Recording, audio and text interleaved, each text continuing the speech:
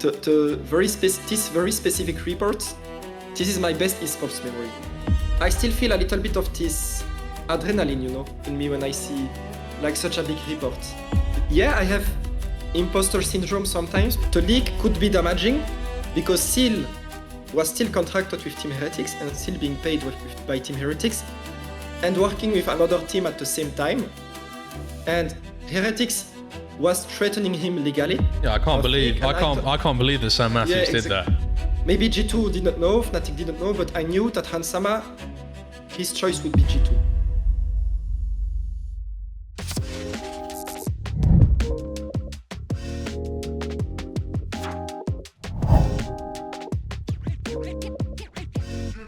LEC Wooloo, welcome to the off-season with Don Jake. It's my first figure that isn't necessarily a coach, a player, or a streamer. You're more of well, I suppose I did a show recently where I was asked directly, do you consider yourself a journalist? And I suppose that you do, but there's going to be caveats and qualifiers and modifiers because the industry we're in is so niche and whatever. I guess it would be better to ask you, what do you consider yourself as? How would you describe what your job and career is? Okay, so to be completely honest, I don't try to define my job by, you know, one category and what people would expect it to be. Because I think what I do today, you know, is a mix because you know me and a lot of people know me for the reporting I do on League of Legends. But the truth is, today, most of my days are, you know, handling a company, basically, you know, with Ship Esports. So it comes down to finances, to handling a team of people, to all of that stuff. But regarding information specifically, I would say it's a journalistic job. But, you know, journalism is a very broad term, you know. It can imply a lot of things, like just like doing interviews, you know, and I'm not really an interviewer. And what I do is mostly, I would say, investigative stuff about rosters specifically. And I do pick up a lot of things from journalism for doing so because, you know, I hide my sources. I always have multiple sources to confirm and share information. And I respect a lot of, and I learn a lot from this ethic that journalists have. But so I would say I'm partly a journalist, but I also let myself define my job, if that makes sense. But I mean, we can talk about it later, but I did learn a lot about how journalism works when I worked, you know, at Upcomer, my previous media, where there were a bunch of journalists, where my boss was a journalist. But I would say I do like, I have a very specific thing that I like, where I learn from journalism, but I don't do like everything you would typically expect from a journalist. Fair. I suppose we'll get into that because it's quite a kind of interesting study into what is and what isn't. But I suppose my first question would be how did you get into this? Because I remember the first time I ever saw you was you were doing UKLC rumors, weirdly, which is weirdly connected to what I was doing back then. Not in terms of rumors, Really? but it's the scene that I was in. I think you were doing UKLC rumors back in the day. Yeah. Wait, I don't remember that you were already into scene so early. I watched. I wasn't really active on Twitter though, but I had friends that played, like Regan and Harry that Koa and Ruddy used to play on M&M for UKLC. So that was already already a part of my life back then. Yeah. Yeah, I remember the UKLC quite well. I mean, first about UKLC, when I started, I did a lot of rumors about the smaller leagues as well. Also because I'm very interested in them and in Tier 2 in general. It has always been like a big point of interest for me, even as a fan in esports. But wait, is your question how I started? Yeah, how did you get a start? Because I remember that being like the first time I saw you, but presumably it's something before that as well. Yeah, so how I started is basically I'm a big fan of esports. I got into esports in season 5. You know, that was when there was the Fnatic roster that went 18-0, went to World Semifinals, Origin World Semifinals. And I became a big fan of Europe back then. And slowly my main point of interest in League of Legends esports became the off-season. Like for me, that was the most hype moment all year long. Like I was really fascinated by how teams came together, like which player would go to which team. I just had a lot of interest in that, and I was a big fan of what Jacob Wolf is doing nowadays. You know Jacob Yeah, Wolf, I yeah, I imagine. remember. Yeah. And yeah, I was, I was really, pressing F5 every Can I second. just pause you Mhm, for 1 second because mhm. the OBS link is lagging a bit. I'm just going to take your camera from Discord. I think maybe it's better. Okay, You were talking about Jacob Wolf, okay. I believe. Yeah, thank you. Yeah, I was a big fan of Jacob Wolf and just off season in general. Like I was really addicted to off season news, basically. Like I would press F5 on Reddit all the time. Because back then, like all the rumors and stuff, it was all on Reddit, not on Twitter. Yeah. And I would like F5, like reset the page waiting for Jacob Wolf news. And I was a big fan of it in general. And I already talked about this, but basically with my fan account, I would like comment rumors a lot.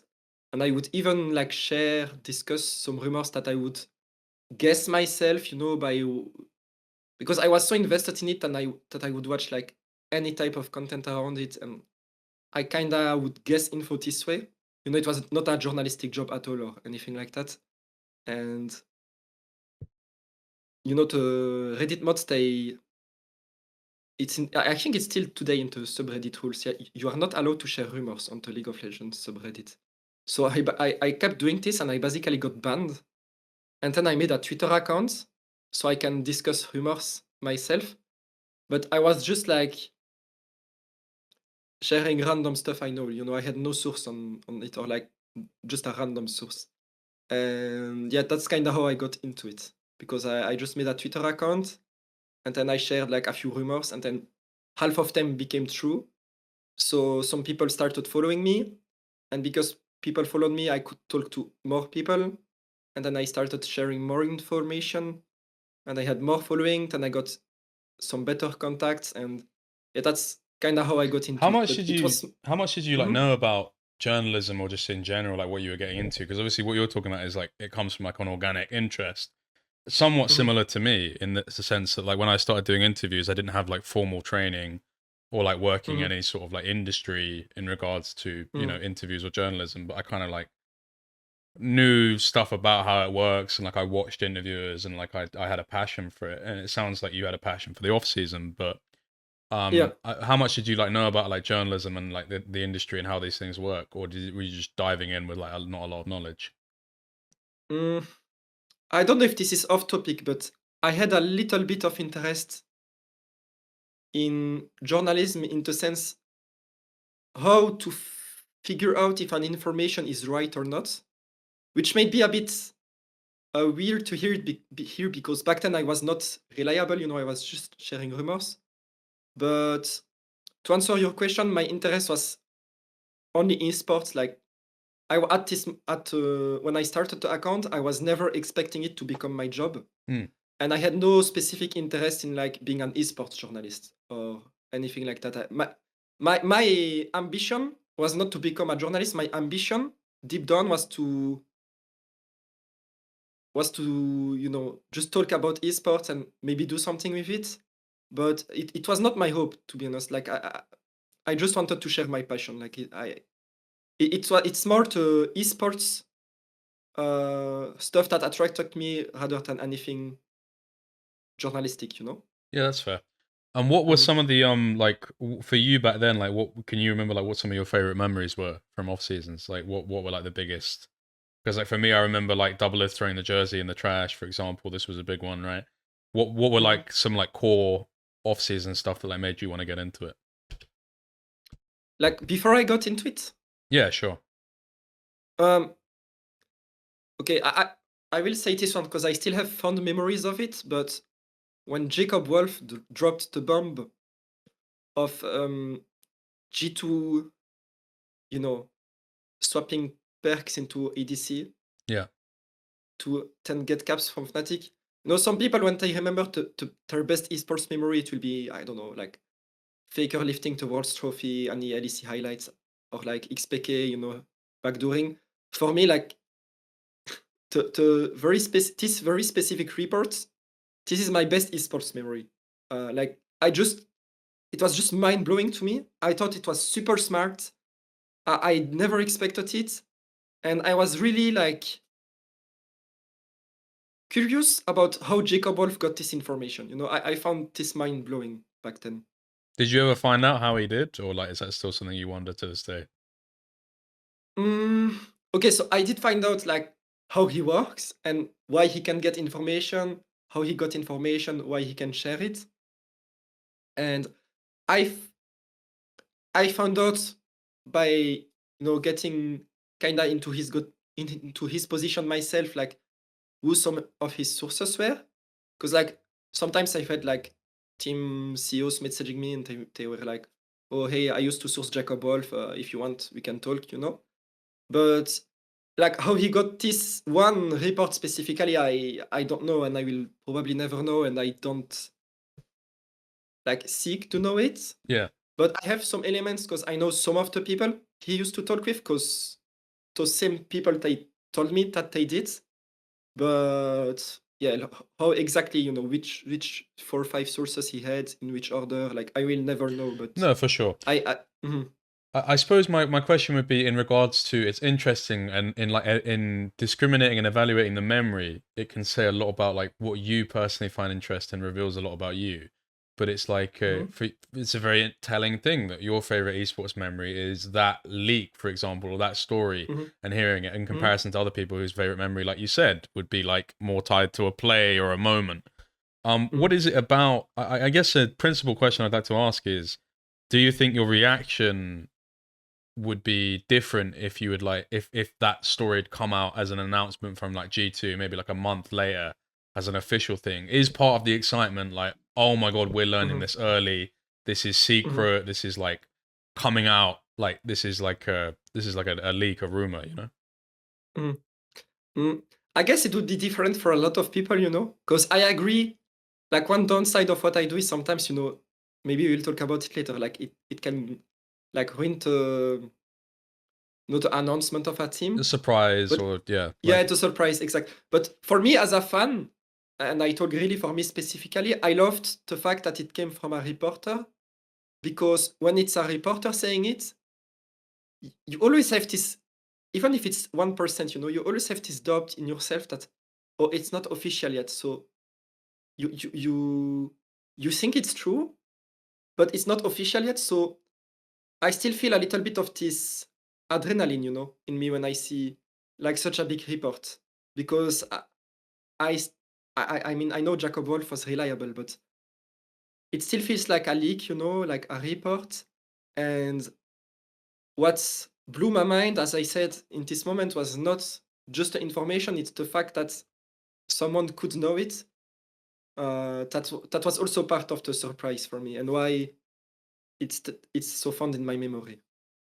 I suppose in some ways it's like the famous meme of when you see your Christmas presents and there's a suspiciously bike shaped Christmas present, and then you kind of know what you're going to get already. Yeah, it can yeah. it can provide some surprise, but does it not ruin it in some ways for you? Because for me, that's like, I suppose that's where we're different, and I want to kind of evaluate that, because it will tell me a lot about you and just make me understand in some ways. Is I feel like when I see leaks and rumors in some capacity, the surprise is somewhat ruined for me, because it's like very plain. Like it's just, this is what's happening, this is the truth of it. Whereas like if an org announces it, sometimes it might be like a teaser or like a video or like something fun with it. That's like kind of what I prefer. So I suppose what you're saying is with the plane of it, it's more just the, oh, this is like a dip in the water. We don't know if this is 100% true. Yeah, as a fan, I liked it, but I agree with you. Also, like it, I think when I make a report, or Jacob Wolf used to do, it's just like sources. Okay, this is happening. When if you wait for an announcement, you can do a lot of teasers around it. You can present it in a much more fun way, I guess, for fans. You can make a cool video. like announcing, to players with sick visuals and stuff like that. So I agree there is something like better with it as well. And I think this is a broader topic we can discuss, like Yeah. of what advantages, leagues can have.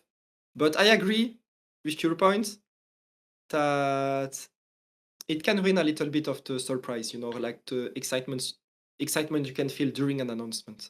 For sure. I mean, my question is Mhm. more pointed towards not necessarily a criticism or a thing because, Yeah. you have your preferred way, I have my preferred way, but it's more about understanding what it is you like about that way. And I think I kind of get it from what you've said. It's about the kind of almost full confirmation, but not quite in some ways. And that means that Yeah. from a reporter, Mhm. is it also that it's slightly removed from the direct location, like in terms of the org? If it's the org, it's like well, this is the direct thing, whereas if it's a little bit removed, it's like the difference between seeing something on the news and seeing something from like a company directly, I suppose, in some ways, right? Yeah. Yeah. But I also liked that when it's a leak, there is no PR attached to it. I thought for me that was also part of the fun, It's like all moves are presented in the same way, which I'm not talking like about what I'm doing myself, like just back then I thought was kinda cool as a fan. That's fair. And Mhm. anyway, to go back to what we're talking about, so you get your start around about this time doing leaks, and as you said yourself, you weren't like the most reliable at this point. So for you at this time, because I know it's something you face criticism for, like there was a whole video that like Thorin did, for example, where part of what Mhm. he's talking about at this time is that you kind of, I mean, he kind of basically describes you as like someone who's like practically a bit of a kid, an amateur that's kind of just doing things that are more kind of just for the joy of doing it, the whimsy, not really a care in the world, just like not caring if he's right, just kind of doing it. What was your like? Give me a look into like what your mindset was back then, and like what didn't you know? Like what was your general outlook on being a journalist? Because you probably didn't realize you were doing journalistic stuff or being a journalist in some capacity yet, right?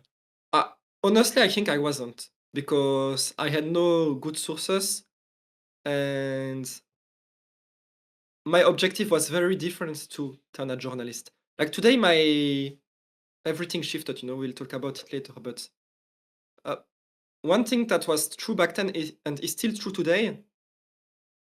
One objective I have personally, and I had deep down, was to make off-season fun. Like this was more like what aspired me than being a journalist saying like getting out information that is true and saying this is good or bad. Like what I like doing was bringing hype around off season because that's what I liked myself too. Um, but sorry, can you repeat the question again? Well, I just I want to. suppose Mhm. it's a thing where, well, like I was saying, you were criticized at this time, and it's one thing that people bring up Yeah, that you yeah. kind of, Mhm. like you were saying, it was more a priority of fun or perhaps clicks, and Mhm. part of that like immediate thing. I'm sure no one would hold you to too much fault for once you Mhm. get a lot of attention on social media, it can be quite intoxicating.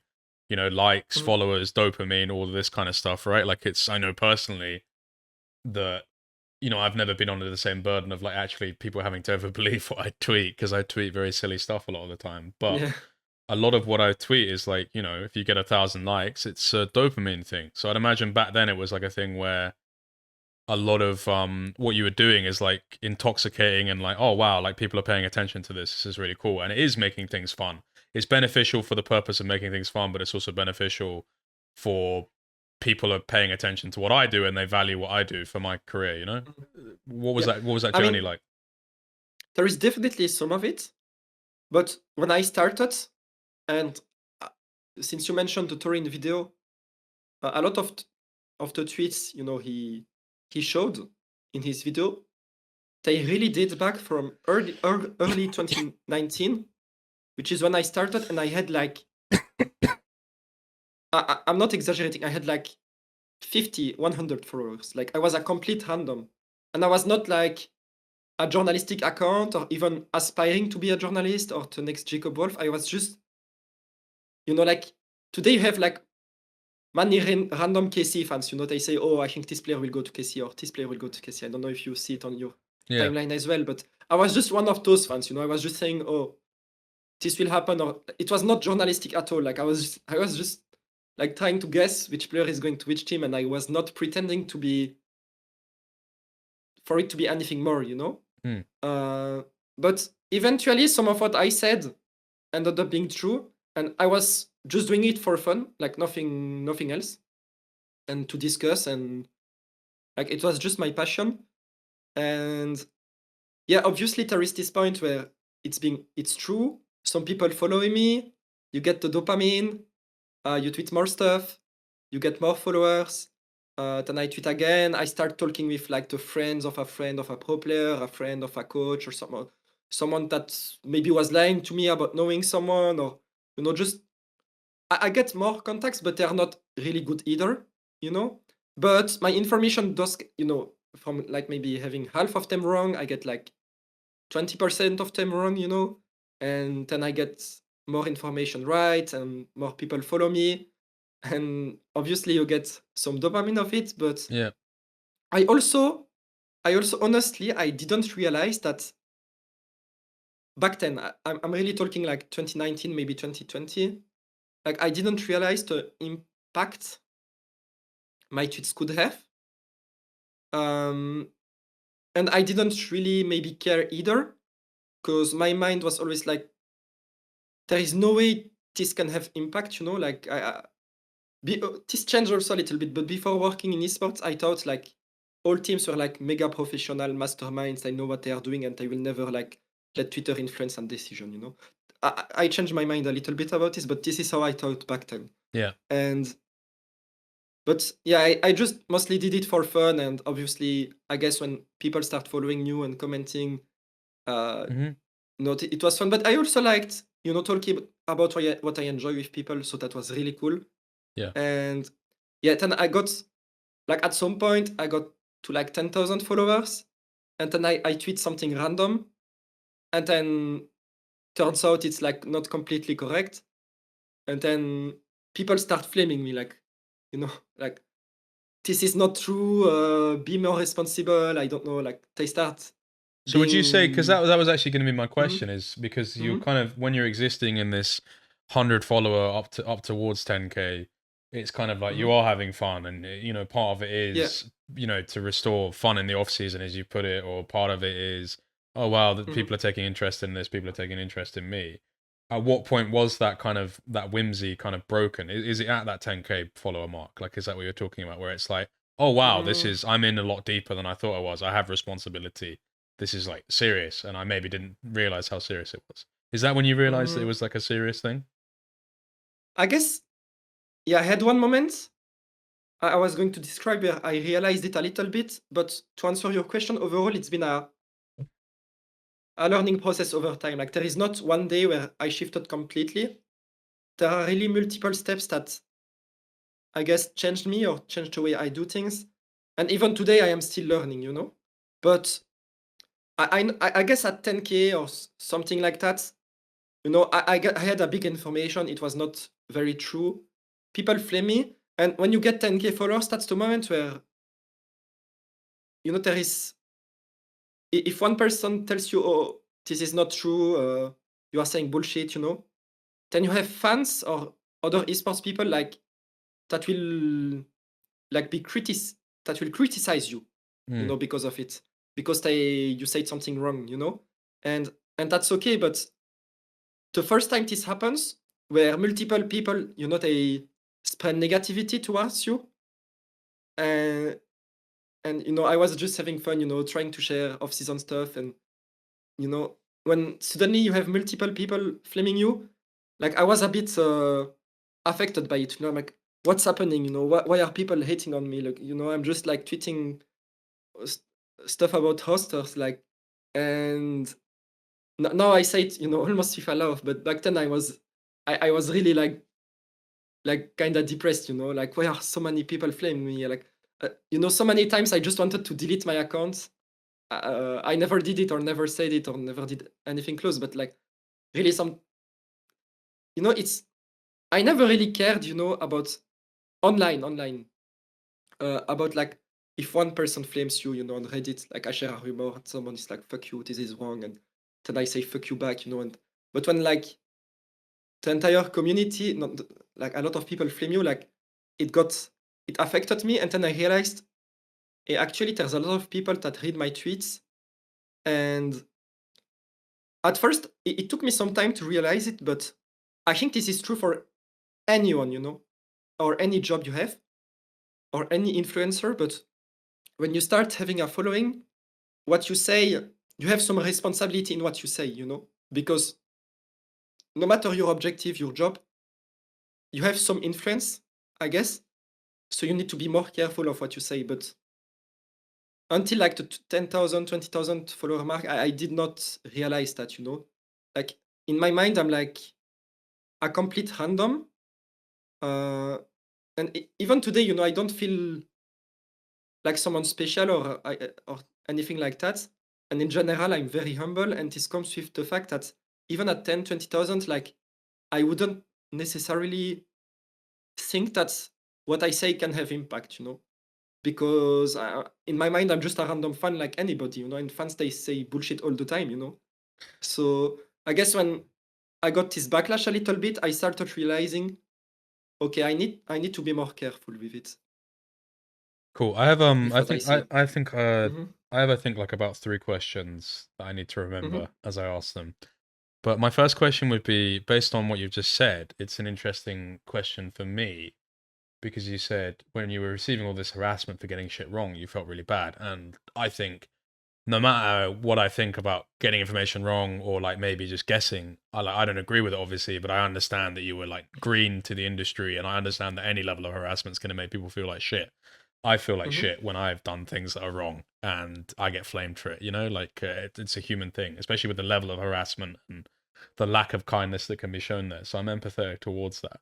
But I guess my question would be, and I think what a lot of people would be wondering based off of you saying that, is when did the time come when you realized that, oh, like, yes, I'm just making roster rumors and people are flaming me for it, and maybe it's a bit too much, but maybe that rumor might influence someone else's livelihood. Like if they aren't going to that team, then maybe other teams won't take them and then they don't get the job, and then it fucks up their like ability to make money for the next, year or so. When did you start to like be more aware of those ramifications? Because you said at the beginning it was like you thought that all the orgs were super professional. Obviously, you've changed your mind now. When did you start to like see the machine, the cogs in it more specifically? I guess I started realizing it around the 10K followers, something like that. Like 6 months, 1 year in. I guess that's when I started to realize it, yeah, a little bit. Okay, and then my next Mm. question would be, based on what you've just said there, you said you stay very humble and you don't think you're someone special. Obviously, it's something that we'll get into later, but you're obviously like very much microcosmically a close analog to someone like Fabrizio Romano in football, in which you kind of occupy this same sort of what I would call journalist slash influencer kind of metonymy, Mhm. and also in some ways monopoly. But it's fair to say you kind of have a strange story in that, I don't mean this in any way offensive. I find it quite literary in some ways. You're someone that kind of did, to some capacity, fake it till he made it. In that, you were just like guessing in the beginning, and then it's like you guess, and then maybe you find a source, and then maybe that source finds you another source, and it's like you're not going the traditional route. It's sort of similar to like a Jordan Belfort or like a Wolf of Wall Street in some ways, or like a Great Gatsby, where it's like you're wearing the high vis to get into the club, and then you're networking at the club that you're not meant to be at in some ways. Does that make it difficult for you? Because it's I can imagine that might encourage a degree of imposter syndrome at times. How do you navigate that with how you started and where you're at now? Do you just take it as all part of the journey, or how do you manage that? So I don't completely agree with it, because when I said I was kind of guessing, that Okay. was more like before the Wooloo days where I made my Twitter account. I was. No, but what I'm saying is when you started in Mhm. the very beginning, that's how it got started, right? So you were like guessing, and then it's like that's how you got into it, and presumably that's how you like met people at the beginning, right? Mm, I mean, when I made the account, I was like, okay, when I mean guessing is okay. I, I I will give you a few examples Okay, cool. so you understand better. So the very first, very first move that I shared that was quite big and that ended up being true in 2019, but I had also quite a few wrong, was Hansama going to Rogue. Okay. And the reason I knew this one is because in 2019, you had the Worlds Finals of G2 against FPX. We lost 3-0. I was very sad. Yeah, I think everyone was. Yeah, but I did go to Paris to see it in person. I was a very big fan. And yeah, I traveled there just to see the finals. And I was such a... I every time I would meet like an EU pro player, I would ask a selfie with them, you know? Like, even like someone from a bottom team or anything. I was a fan of any LEC player. And when I went there in person, there is one player that I had that I took a selfie with. I prefer not to say it, but he told me which team he would play for the year after. And then I tweeted it. And then for Hansama specifically, at Worlds, I saw Hansama all the time with the Rogue staff. You know, he was hanging out with the Rogue staff while being a Misfits player. So I just tweeted Rogue Hansama, you know. I kind of guessed it this way, you know. But this is like my very first tweet. Like I had like 1 or 2 followers. Like, Yeah. And then it ended up being true. And then I got a little bit of followers. And then I would talk with people and I was never certain of the info. And I would do some guessing game. For example, if someone tells me, hey, I'm the neighbor of Faker, and Faker is joining Fnatic next year, and then I will check like Faker, okay, Faker, he's following Fnatic, Fnatic CEO Sam Matthew, he's following Faker, this player is going to this team, so this is probably true, and I will just tweet it, you know? So this is where like guessing game would come in, but I was No, like, of course. Of course. But what I'm also saying is I didn't mean that offensively. I'm also mean like whenever you watch one of these films, like Catch Me If You Can, or like The Great Gatsby, or like Wolf of Wall Street, they're predicated among these main characters that aren't people that are traditionally trained in the medium, but perhaps the initial part of what they do is guesswork or just doing whatever it takes to get in the room. And what I'm saying to you is, in some ways, what you were doing initially is just, you know, oh, I see Hans is with Rogue, therefore maybe he's going to Rogue. I don't know it's 100% true, but I'm going to take a shot at it. Oh, I took a shot at it and I was right.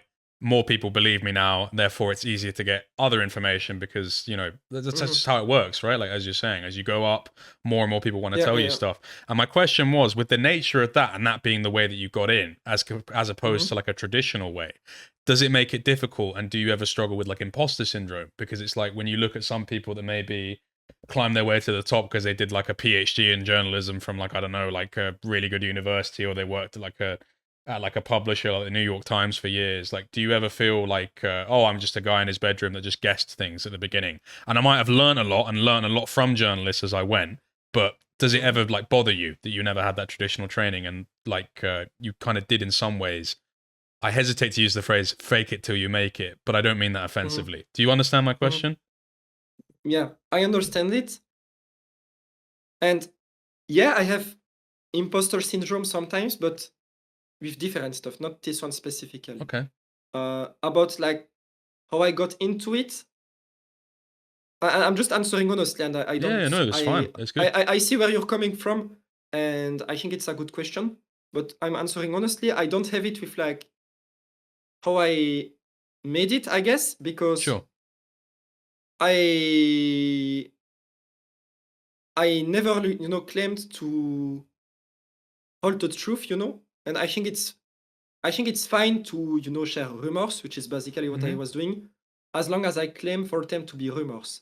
And today, you know, when I make a tweet, I say sources.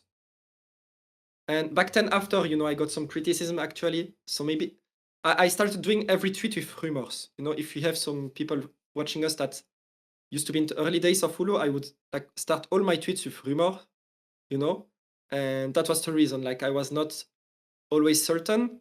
Like at some point I did get certain, and I would keep the rumor stuff, but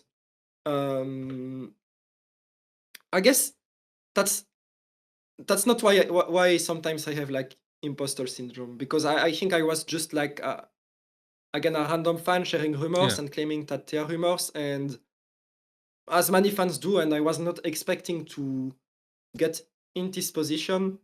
And after that, I had a lot of improvements and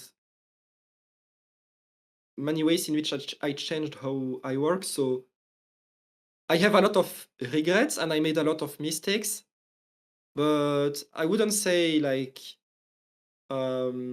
I feel bad about how I started because I'm not. I I wasn't, just to clarify. I wasn't saying mhm, necessarily that you should do. It was just more interesting mhm, in maybe if mhm, that was the case. It's an interesting insight into the psychology of it, right? Because I think there are a lot of mhm, people, like for example, myself. I sometimes feel a degree of imposter syndrome in regards to like when I look at like traditional mainstream interviews, because the way in which I got involved is so vastly different, right? Like I just on a complete whim I did it. So it can feel quite weird like that. I think a lot of people in esports I speak to struggle with this feeling of how much legitimacy you can tie to your actual skill set when it's just so easy to waltz in sometimes. And like I mean you meet so many people that just like are in positions whereby the traditional version of it would require a 5 year, yeah, study or like experience in mhm, the field. And the person in that position is just a 22-year-old who like never graduated, but just like kind of was in and around for a few mhm, years. So that's one my question. I'm not saying you have to feel like that, but I was just it was interesting to yeah, me if you mm, did. And you said that you do feel imposter syndrome in some ways. So if you don't mind me yeah. asking, like, how does that manifest and what is that owing to? Mm, so you're asking me when it manifests? Well, you said that you struggle with imposter syndrome Mhm. in some things, and I was asking what those things are, if you don't mind sharing.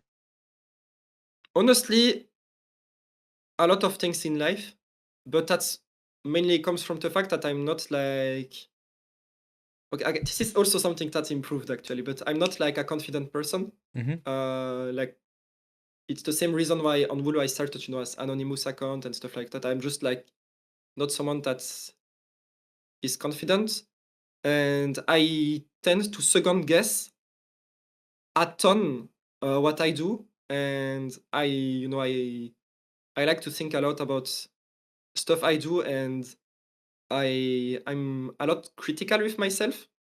So I yeah, I guess that's where it comes from. But it's something I have like a bit with anything in life. I have it with Wooloo. I also have it, I don't know, with my girlfriend, stuff like that. Like it's just in general my personality. Is that quite a different? Is that a difficult attribute to wrestle with? Because I suppose in journalism, Mhm. it can be quite good to second guess things, but also it can probably be a Yeah. curse in some ways. Can you talk to me about how that attribute makes your job like easier or maybe more difficult in some ways? I guess the difficult part is just that uh, it can be a bit stressful, and sometimes I'm doing the right thing, but I will still doubt myself a little bit. But yeah, like for information specifically, it can come in very handy because uh, with what I do today, where I'm trying to be 100% with what I share, and my work just comes down to people telling me information or showing me information. And this is why when I report something, I will always say, "Oh, this is according to sources, or sources have told me this." But there is always, this one possibility in the world where it's like everybody is lying to you, you know, to about an information that, it's very hard sometimes to be like objectively 100%. I'm Hmm. like very, very, very often, I'm like 99.9% certain that an information is right, and I will second guess it a lot. And even if I made a lot of mistakes for other reasons, or because I used to not have like the same, I used to not care as much, let's say. Um, to, Sometimes it did happen a few times that I was very close to share an information, and it would have been wrong just because I was like second guessing it. So sometimes it can be good as well. Blessing and a curse, I And suppose. mhm, yeah, yeah. Do you remember like what were like when you were starting out? Like what were some of the? Because actually, no. Let me ask that afterwards. First question for me would be with someone that seems to, you say you lack confidence in some ways, which I can relate to. Although people might think I'm very extroverted, I lack a lot of, innate self-validation and confidence in some capacity as well. So I can relate to that. As someone that can second guess himself and perhaps not be supremely confident at times, how difficult is it to operate in this landscape? Because it's kind of like it's very much shark infested waters at times. Everyone has an agenda and everyone's trying to further it at all times. How do you navigate relationships with people when it's like so much of the truth might not necessarily be objective? Have you been able to just kind of take everything as subjective? Is that your way of dealing with it? How do you deal with the fact that not everyone is going to be trustworthy or having your best interests if you are neurotically wired, sensitive, and also second guessing? Mm.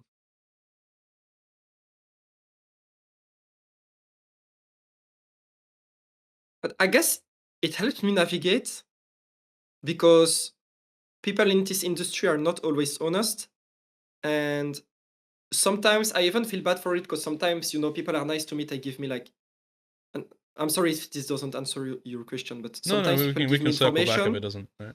Yeah, and they give me information, and just to be kind to me, or because they like my work, or any other reason, and they have good intentions, and then I feel bad sometimes asking them, "Oh, do you have proof of it?"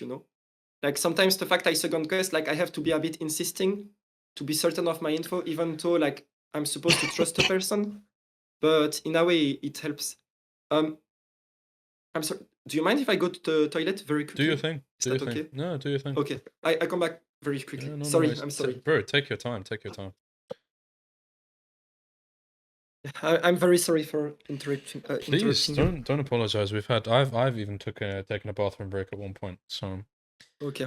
don't worry about it. I suppose what we were on and what we were talking about, I need to remember.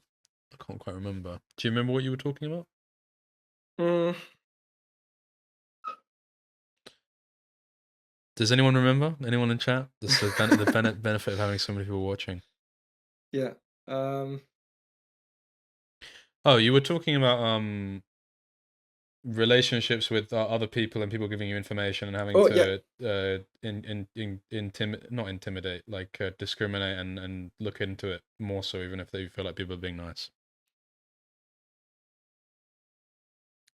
But wait, what was the question regarding it? The question is regarding how do you navigate the fact that not everyone might be truthful to you, and being quite a sensitive and a neurotic person, like it must be quite difficult to do your job in some capacity, right? Like I know for me, for example, the fact that I'm quite trusting and I want to be friends with people means that things are very difficult for me in this industry, for example, a lot of the time.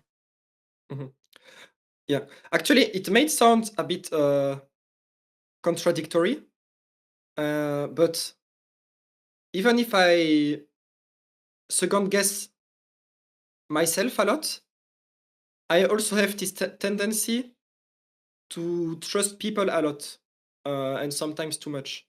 And this is actually one thing that caused a lot of mistakes I did in the early days, of sharing rumors and information. So maybe that kind of makes up for it, because on one side,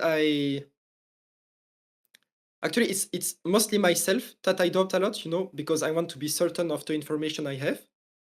But I I don't have like trust issues in general with people that I know. If that I don't know if it makes sense, because maybe it goes like a bit against what I said earlier. No, I But think it makes sense. I yeah, think people yeah, exist in dualities, right? yeah. I've had lots of people that I guess on the show that can, Mhm, inhabit attributes that are on different sides of the spectrum. I think it makes sense. One of the mhm. questions I would have for you is, in the early days, like, what was some of the biggest, like, misdirections you were like told? Like, what were some of like the biggest quote unquote like lies that maybe you bought into? Like, and how do you go about like evaluating these? Like, because I'm sure that you meet some people that are like really good at convincing you that X thing is going to happen, and then it's just whatever. Mhm.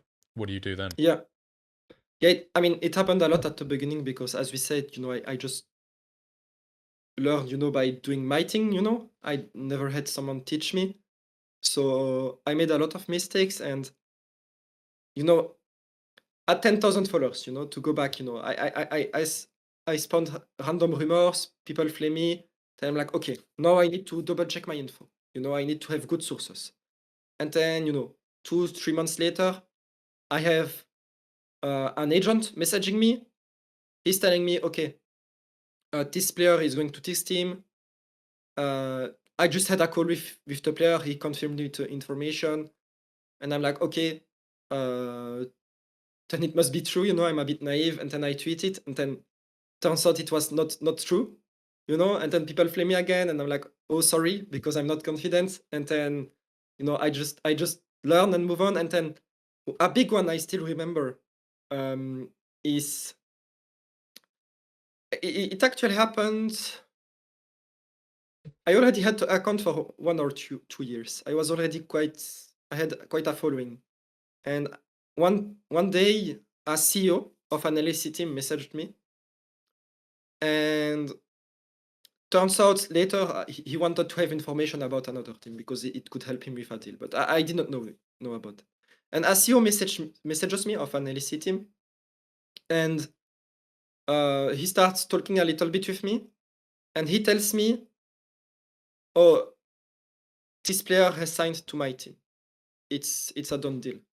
And to me, you know, as a random and someone that's like not so confident and is quite humble and always have like not so good sources, I have a CEO messaging me, and as a fan, you know, since I was very involved with esports, I knew like about all teams, like all the managers, CEOs, like all the hierarchy, you know, if in all teams, just because I was very invested in esports. And so when someone like that messages me, I know who it is, I know his name, and I'm like, whoa, this is incredible. This person is messaging me, and they are giving me information. And I was like, I felt very. You got taken like, you got taken backstage by Diddy, is what we're saying. by Didier? No, not What? Drogba. Like you got taken backstage, and you were kind of, you know, it's like the excitement of. Yeah, exactly. Yeah, I feel like it's incredible that someone like that would talk with me, basically. Okay. And then they give me an information. I'm like, wow, thank you so much. This is incredible. Can I tweet it? Are you sure I can tweet it? They're like, yeah, you can go. Then I tweet it, and I'm like so happy. I have big LEC news. And then 1 hour later, once again, someone says it's wrong. Entire Twitter Which flames me. rumor was this? This was the But is it burning my source if I say it now? No. I'm not saying what your source was, but what did you tweet? Yeah, but I'm thinking if it would burn my source if I say it. Okay, I mean, you don't need to say then in that case. I mean, like the agent one, I'm pretty sure is that one's public about what the story you told about the agent telling you the ex player is Really? signing. Is it not? I feel like maybe it is. I can't remember. I don't think it is. Okay, in which case but there's many stories. In which case Yeah. I'll be a bit more careful not to Mhm. burn sources. Mhm. I mean, so I can be transparent about anything. You can ask me anything, and I've done many mistakes in my career, but one mistake I have not done and that I maybe should have done is like saying where I got information from, because sometimes, you know, I got actually like good information that I shared, and people would say it's not true. But actually it was true, but I would not contest it because I was not confident in myself and because I did not want to hurt them. And then I ate the backlash instead. And like That's kind I have been that's kind of the mantle that you Mhm. bear, no? Like in some ways, like that's like your burden to walk with in some Yeah, capacity, no? That like yeah, you can't like throw the source under the bus to get yourself out from under it, exactly. even if they fuck I you mean, over. That's where you start doing the House sorry. of Cards shit. You got to pull out your Kevin Spacey tricks, not his character, not the actor in real life. Don't do what he did in real life. I don't know. I didn't watch the movie, so I don't know what you mean. But Yeah. uh, Basically, to I explain, so I don't Mhm. feel mean. In House of Cards, he's like a political kind of not, I don't know what you'd call him, but basically he like makes things move and happen. In the show, he's like really good at that, but unfortunately, Kevin Spacey in real life is like a predator, I think. So I was saying that you should be like Ah, his character, not the real actor. okay. Yeah. Sorry, Yeah. carry on.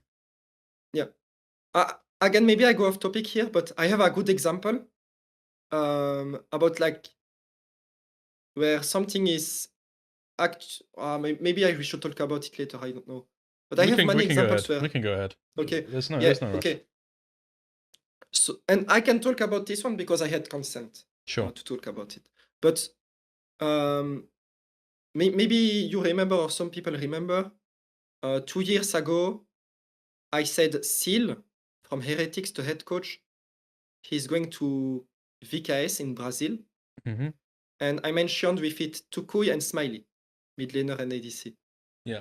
And Seal made a quote retweet saying, this league can be very damaging, you know, and I got a lot of backlash for it. And actually, what was happening behind the scenes, I don't mind talking about it now because, you know, it's been some time. I don't think it will hurt anybody. And let's say we are just on stream, you know.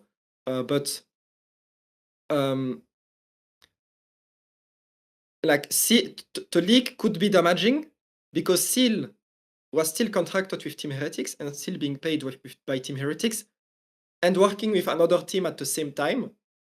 And Heretics was threatening him legally to, you know, because of what he was doing.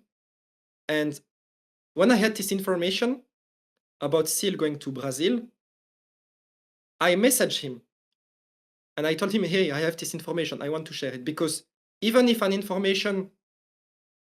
someone is like doing something they shouldn't, I still don't want to put them in a bad situation. So I still message them and be like, hey, I have this information. I would like to share it.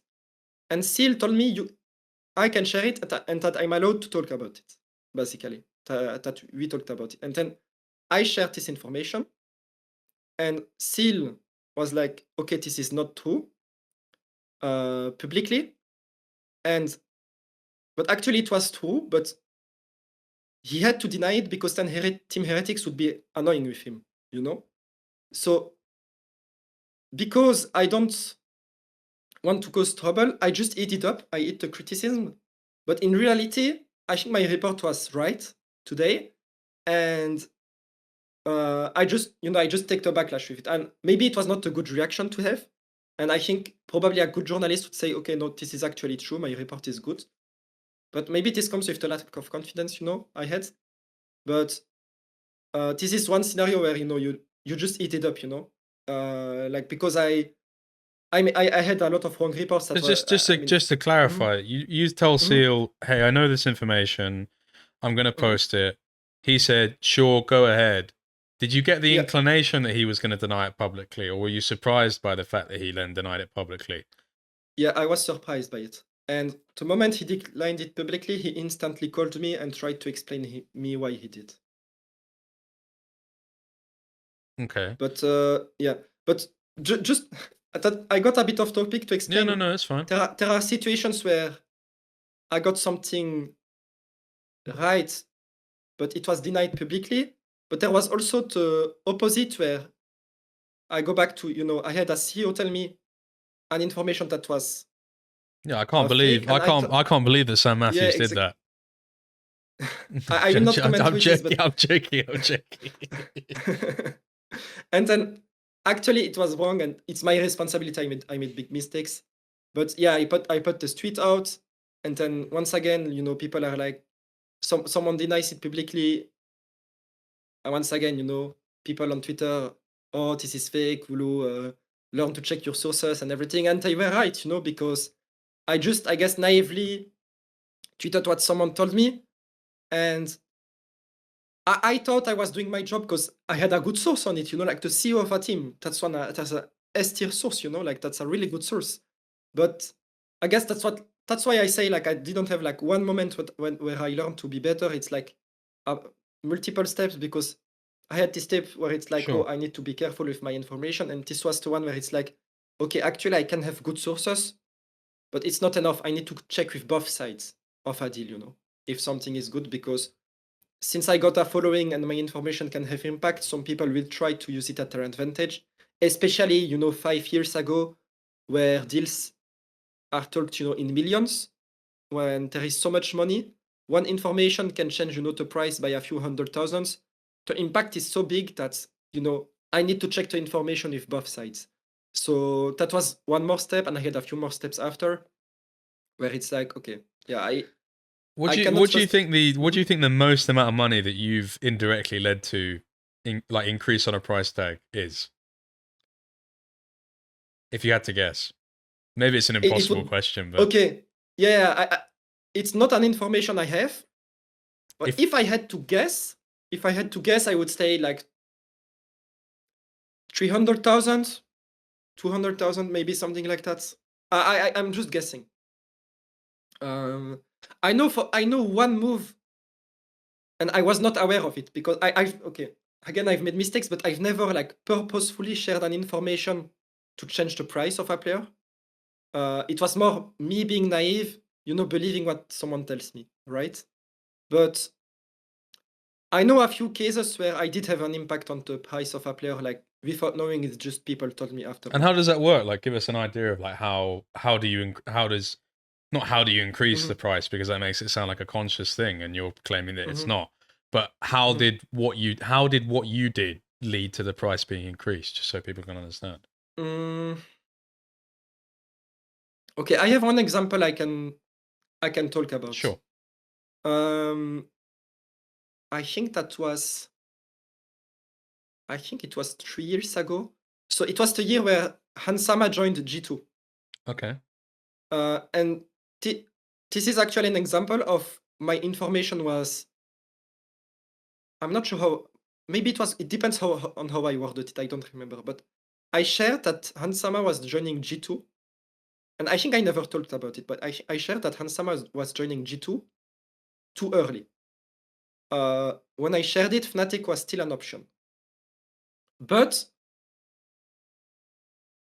I had sources.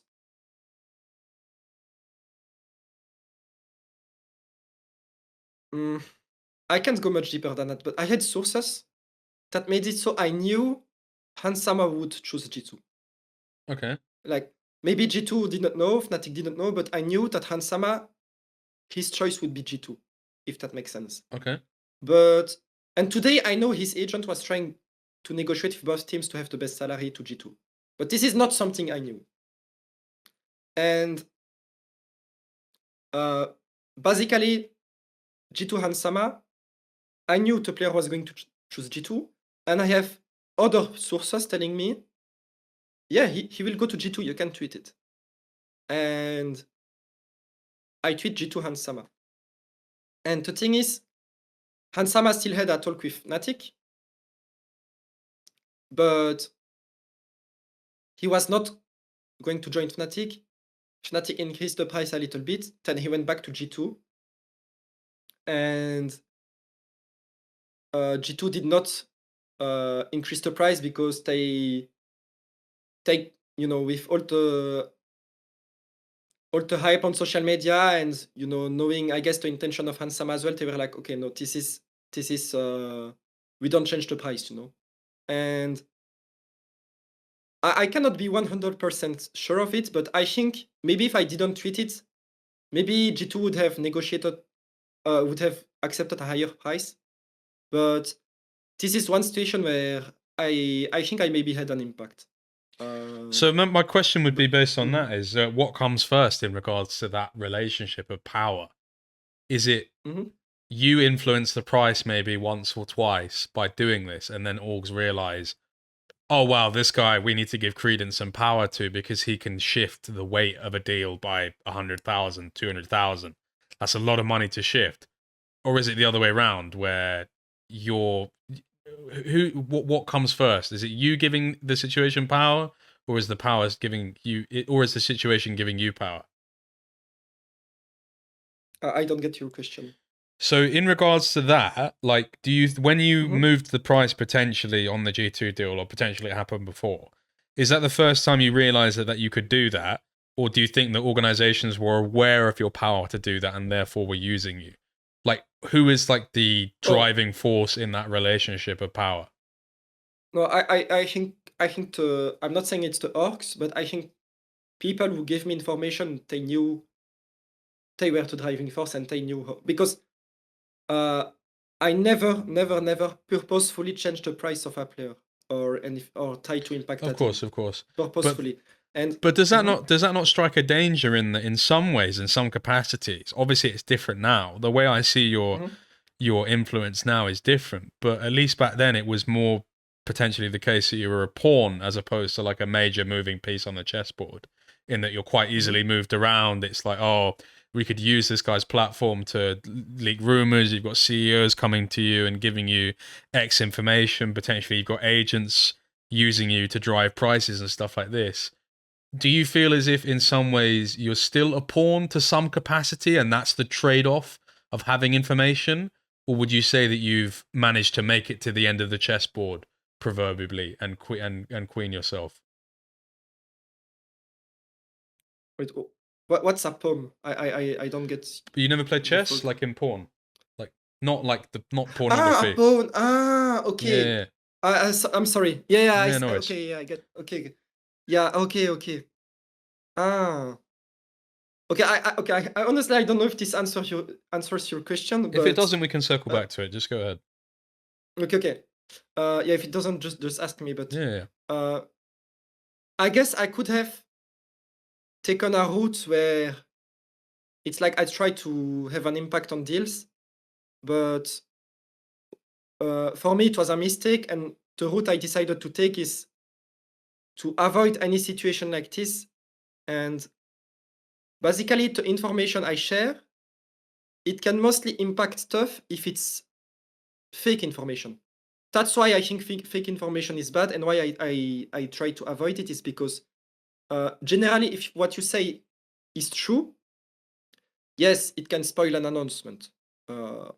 It can remove the surprise or something. But if the report I share is true, it cannot have an impact or a big impact because all the people involved in this deal, they already know the information that is true, Like if I'm saying,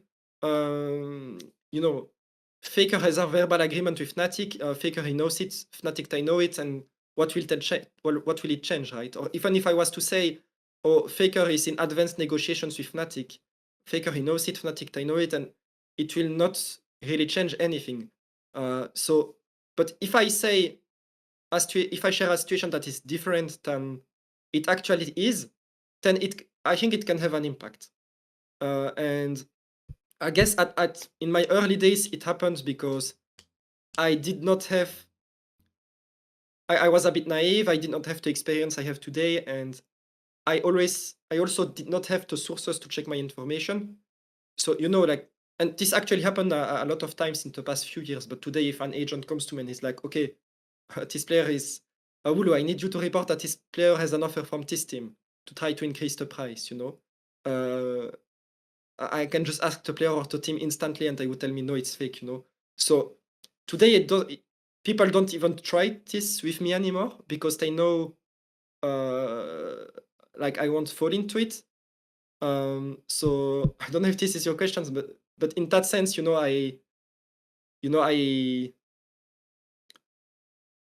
that's how I decided to play the game. Like my main objective is to share real information and to be reliable, and to be respected, I guess, rather than trying, to impact deals, which is only stuff I've done by mistakes. What would be the benefit of impacting deals? Like, if you had chosen to go down that path, like, what does that career trajectory look like? What's the benefit, and how, what would be the upside of affecting deals?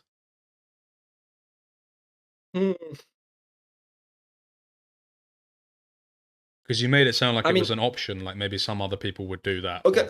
Yeah. No. I mean, why would they do it? That? It was not an option for me. Sure. And it's never something like that came up on the table. And I'm like, oh, I have to decide. Yeah, but why do people do that? Like, just to give me an understanding. But when I talk about it, I think a lot about CS:GO, because in League of Legends we are just a few reporters. In CS, in Counter-Strike, you have like 20, 50 reporters, and a lot of what they say is fake or just rumors, And I feel like in CS:GO in general, it's a lot more common to try to impact deals in a way or another. And I guess the way they benefit from it is, I guess in the early days, especially, it can be good to make contacts, like let's say an agent approaches me and he's like, okay, Wooloo, can you please do this to increase the price of my player? I'm like, okay, I can do it, but and then I ask something in return. I can ask like all his information for life, in exchange or anything like that. Or I can ask maybe money in exchange, like maybe 50% of the money he makes. Sure. I guess I could ask stuff like that. But I've never made money on any deal I've never asked money for anything like that. So that's not the route I took. But I suppose this is what some of the people are doing in other esports. Interesting. I didn't know that was the case, but I suppose it makes sense. It's an analog to football, right? As well, right? My question, just to circle back to it, because we talked about something slightly different, but in the one of the dangers it feels like when you're talking about this period in your career is the idea of being almost like a pawn, like in chess, right?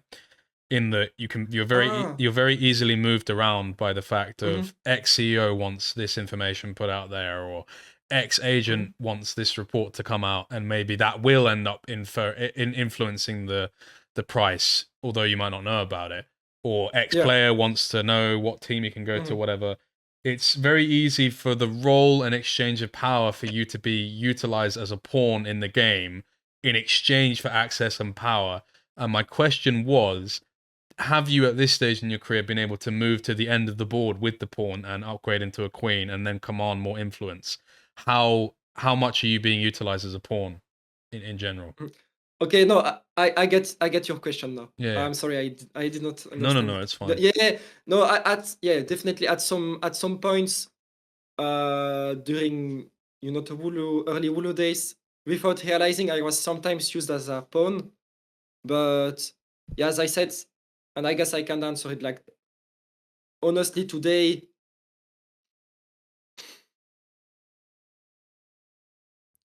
Wait, let me think. But I would say today it doesn't happen anymore. Like because if someone tells me wrong information, I can just double check it instantly, And even if I make mistakes, I guess people at least in the industry, they know I don't want to share something like fake on purpose. So in that sense, I would say I beat the game. I'm not the pawn anymore, but there is still a little bit of it. But in the sense, if a team tells me information that I share, then they can have like some PR impact on the move. Like this is something that I'm more okay and aware of, but that I don't. Sometimes when I'm going to report a move of a player, sometimes a team tells me, "Oh, can you say something good about the player, or to give them like good PR?" And my position is always, and this is now a lot more recent since we talked about the early days, but like in my recent years, my position has always been, I can add the information you want, but it has to be true, So if a team tells me, "Oh, can you say in this report this player is very good and he's like the next faker or something?" I will say no, and I have to respect it. So in this sense, I'm not really a pawn. But however, if they tell me, "Okay, we chose to hire Don Jake into jungle instead of faker," no, that would value yourself a lot, as a jungler if you are chosen instead of faker, Well, it's an easy choice, but yeah. But if the information is true, then I don't mind sharing it, because my objective is sharing the most information I can with the most details I can. So as long as the info is true, for me, it's fine to report it, and I think it should be fine for any reporter. Even if the team is sharing the information, or the player or the agent, maybe Donjek, you tell me, hey, they chose me over faker. And you tell me this information because it's good for you if I share it. It puts you in a position of value. And as long as the information is true and you don't ask me like to skew it in a certain way, I'm okay with it. And for me, the objectives behind why you tell me this information, they don't matter as long as what I share is correct. So this is like the position I've taken in the past few years. Interesting. But I suppose then my question, just to go more in depth into it, is that how much of your job is trading off information for goodwill, and or how much of it is just you're able to find it from somewhere else? Like, how much do you have to maintain good face and good relationship with orgs to get information, or is it the case that eventually it will just end up in your lap anyway?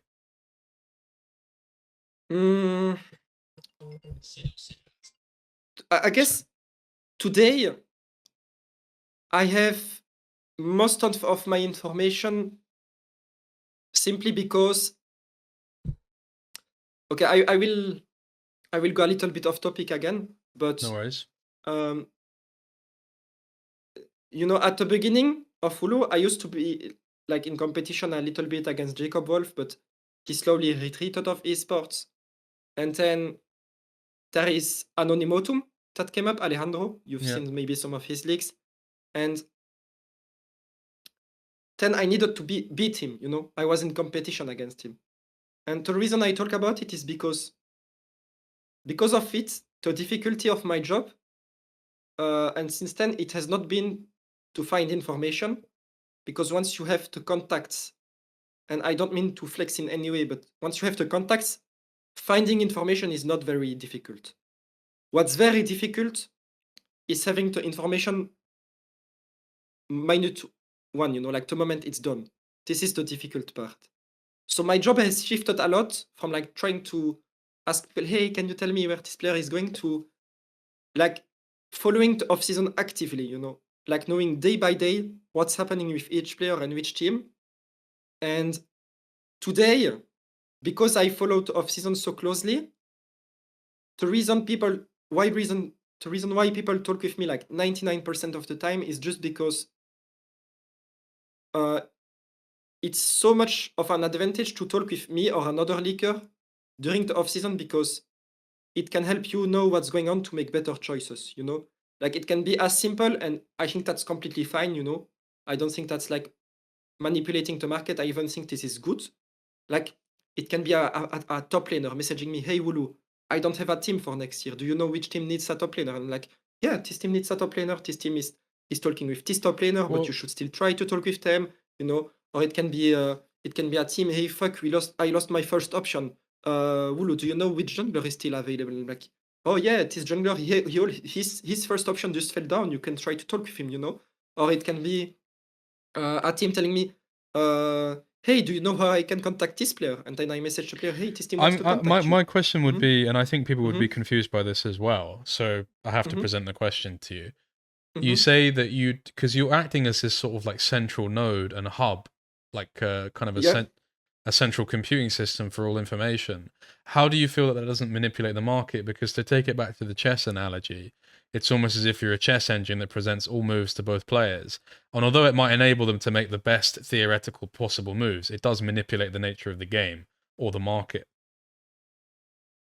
I guess for me, manipulating something means that you mislead some people. For me, like, I attach a negative connotation to manipulating, which is like you try to mislead someone into something, which to me is what manipulation means. What I'm doing today is more like I help people be aware of the state of the market, and I'm not like faking anything at all. I'm just like saying, hey, this info, or you can contact this person this way. And I think this is just like, I'm just facilitating stuff. That's just honestly how I see it. But you could say that I'm in some way like impacting a little bit some decisions, but I just don't see it as a negative thing. Well, when you say you're somewhat impacting decisions, how do you see it as impacting some decisions a little bit, when what it sounds like what's going on is you're giving direct information about, like, well, like you get the examples you gave. Your first option's gone. You should go and have a look here. If those players are then listening to you, are you not having it? You're having a major impact on their off season, no? Yeah, I guess. But I'm never saying what a player should do. I'm just saying No, you can do this. Yeah, obviously see? you're not advising people necessarily, Yeah. but by presenting the Yeah. options, you are having a massive impact on what they might do. Yeah. Does Yeah, that I make agree. the job difficult? Because in that capacity, it goes from being, as you said, you mean you obviously nebulously said that aspects of your job are journalistic, but then it means that in some capacity you're sort of all of the region's central agent. Does that make I things mean, difficult? Because in mhm. some ways, by having all of this information and being centered to it and also sharing it, you are kind of like the dungeon master of every off season in some capacity. Does that not go kind of does that not have the danger to kind of breach and broach journalistic ethics in some capacity? Mm, so I don't see myself as the master or anything of off season, but I guess to to exist as a reporter or as insider or as journalist, you first need the information, and putting me in this position makes it so I have the information in the first place, and I think that's also like one issue I believe that exists, in any sort of investigative reporting is that anytime someone gives you an information, they have interest, in giving you this information. And I think this is indeed a downside to it, but I also think this is why this job is possible to exist. But I agree that like regarding journalistic ethics, um, like obviously if I, let's say, owe something to people and people owe something to me, uh, y- you could tell me if this is not your question, but you Mm. could get the fear that I would be like not neutral into information I share, or that I'm since I'm myself an actor of it. But um, uh, I, I guess the position I try to take and the best position I can take in this situation is just to say, yeah, uh, first when I share an information, I always ask for consent from the source, which is normal in for any journalist in any area, because the very first rule is to protect your sources, and this only is possible if your source is okay with you sharing it. This is like you as an interviewer. If you want to get someone on the record, they need to consent to it. It's kind of the same thing, even if they have their own reasons for accepting to do so. And the second thing I do is uh, all the people that I talk with, they know I am Wooloo, they know my job, and they know that sometimes I will share information that they don't like, but I tell them, and sometimes they don't, but for a lot of them they do. They respect the fact that even if it's sometimes not at their advantage, it's my job to share information, and as long as this information is true and not trying to attack them, that's okay. And in general, if I treat everybody the same way and talk about every team the same way, well, one time it will be negative, but one other time it will be positive. And overall, I feel like if I treat everyone the same and I talk to every player and team the same way, then it kind of makes up for it. And I Sh- think that's the best position I can take Sure, but does in it this not create situation. it creates a difficulty in the because the way that we're talking about it is a somewhat rose tinted, like absolutely optimist and idealistic. Well, like best case scenario is the best way to put it, right?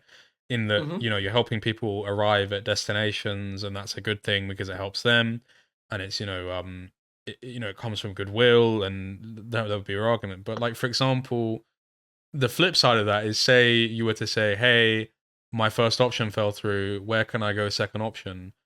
You at some capacity will have to share information that's like, oh, I heard the contract situation at X org is a little bit fragile and they haven't quite locked it down. You could maybe inquire there. Does that not make things difficult for that organization and potentially that jungler there that's during that contract negotiation? Because that would be the argument, right? That if by using information to potentially shape outcomes, it could resemble things like like insider trading or like abuse of privileged information that like directs consequence for some people, right? Because it's not just positives for some people, right? That would be the argument. I mean, first of all, I only share like information that people told me that I can share, you know. So in that situation, probably the team would have told me, hey, they would be okay with me telling the Okay, player. that's So, fair. but I guess I know where you what you mean, because let's say a player is going to sign with a team, and I say another player, hey, actually this team, they need a player in your position, and this player I'm telling it to, he's a better player, and then he will get the position and not the other one. And in some way, you could argue I'm like ruining the opportunity of someone else. Maybe that's what you mean. Well, But I'm just saying that like it can't Mhm. always be like a completely positive experience for everyone involved, right? Like there is always going to be someone that is, not benefiting from said information, right? Mhm. If Yeah. and that's the difficulty in like when you are essentially like a journalist, obviously like you've nebulously tied yourself to that, you've not fully committed to that title as we discussed in the beginning, but it's like you're almost creating a direct conflict between like the public's right to know and like private interest of players that you're either advising or guiding in some capacity, right? And it can make it a bit murky in that if you're allowing information to be given to them that might then influence decisions, yeah, it's like a little bit of it can be Mhm. a little bit difficult, right? Mhm. Yeah, yeah. No, I agree. But in general, and again, I think this is true for any topic in the world, is like the more information you have, the better decisions you make. So again, what's good for one person is bad for the other. I guess that's what you mean, but in general, Well, I guess my Mhm. question would also be like Mhm. it does it not do you not have concerns that it potentially would undermine public trust of what you do in that if people realize that you have a lot of information and potentially you're allowing information to be given to players upon request, it kind of could raise questions about like neutrality of reporting and like neutrality of reporting in that like surely these players should be finding these things out because you're more publicly reporting that X thing is going on, like oh there's been a contract breakdown and stuff like this might lead on to an interesting topic in terms of because you've changed how you report in that like I saw that recently you did a stream where you revealed how every team's off season went or was going. Is that a response to the fact that surely some of these players should be finding out this information decisions that they can make via public channels rather than you telling them privately, because there shouldn't be a disconnect between that information, right? I mean, it's not the reason why I do it, but Okay. I guess what I said in this show, or what my colleague said in this show, is exactly typically the information I would say like privately. It's basically it's the same degree of information. I don't go further than that when into Okay. information I share, and uh, yeah, and it's information I have consent to share. So it's also information I could share publicly, which would come down to the same for the actors within the scene, because then they would know about this as well. In fact, one advantage also of what I do is, because everything gets public, some teams they quickly know, and maybe it's a mistake to them because they should verify it themselves. But teams they also, especially in ERLs where there's so many players and teams, they quickly know okay, those players are off the market. Those teams are off the market, and they can focus on who's still available. And this is the type of information I share privately. Yeah, yeah. But when I can share it privately, I could also share it publicly because I have the consent to share the information. Sure. And it's information, in fact, that if you look at sports or other esports, that is very normal to share, and which can have the same impact as well. It's just that I do it instantly, to communicate with people. Well, it might have analogs to sports, Mhm. but like for example, like Fabrizio Romano, I mean, maybe you know differently how it works, but I wouldn't imagine that he's like telling players when he gets information, hey, like if he reports, like for example, I don't know, let's like think of a random footballer, like I don't know, Trent Alexander-Arnold's contract with Real Madrid is breaking down. If he reports that, he probably wouldn't then say to Trent Alexander-Arnold, "Hey, but Everton are looking for a right back as well." Do you see what I I mean? guess, I It's mean, like you go an extra mile in some capacity, right? Like that's the difference. Actually, I think Fabrizio Romano goes an extra mile. You think so? From what I Okay. heard, If you I know, then I don't know, right? Like, so I'd be interested to yeah. hear. No, I think so. I know some things about Fabrizio Romano. One reason I know it is because if you look at who are the owners of Ship Esports, we have Partizan Esports, who are also tied to the football club. And for example, I talked with those people. They explained to me like how they interact with Fabrizio Romano. I also had some other exchanges with other people that know him. And in football, from what I know, it goes a lot more further than that. Like Fabrizio Romano, from what I believe and what I heard, he's like directly impacting deals purposefully to force people to give him information. I think he goes actually much further than what I'm describing. Could you give an example of how you would be able to do that? Not to say that you're saying it's fact, but Yeah. what does impacting deals to make sure that you can get info look like? Just so I can conceptualize it in my head.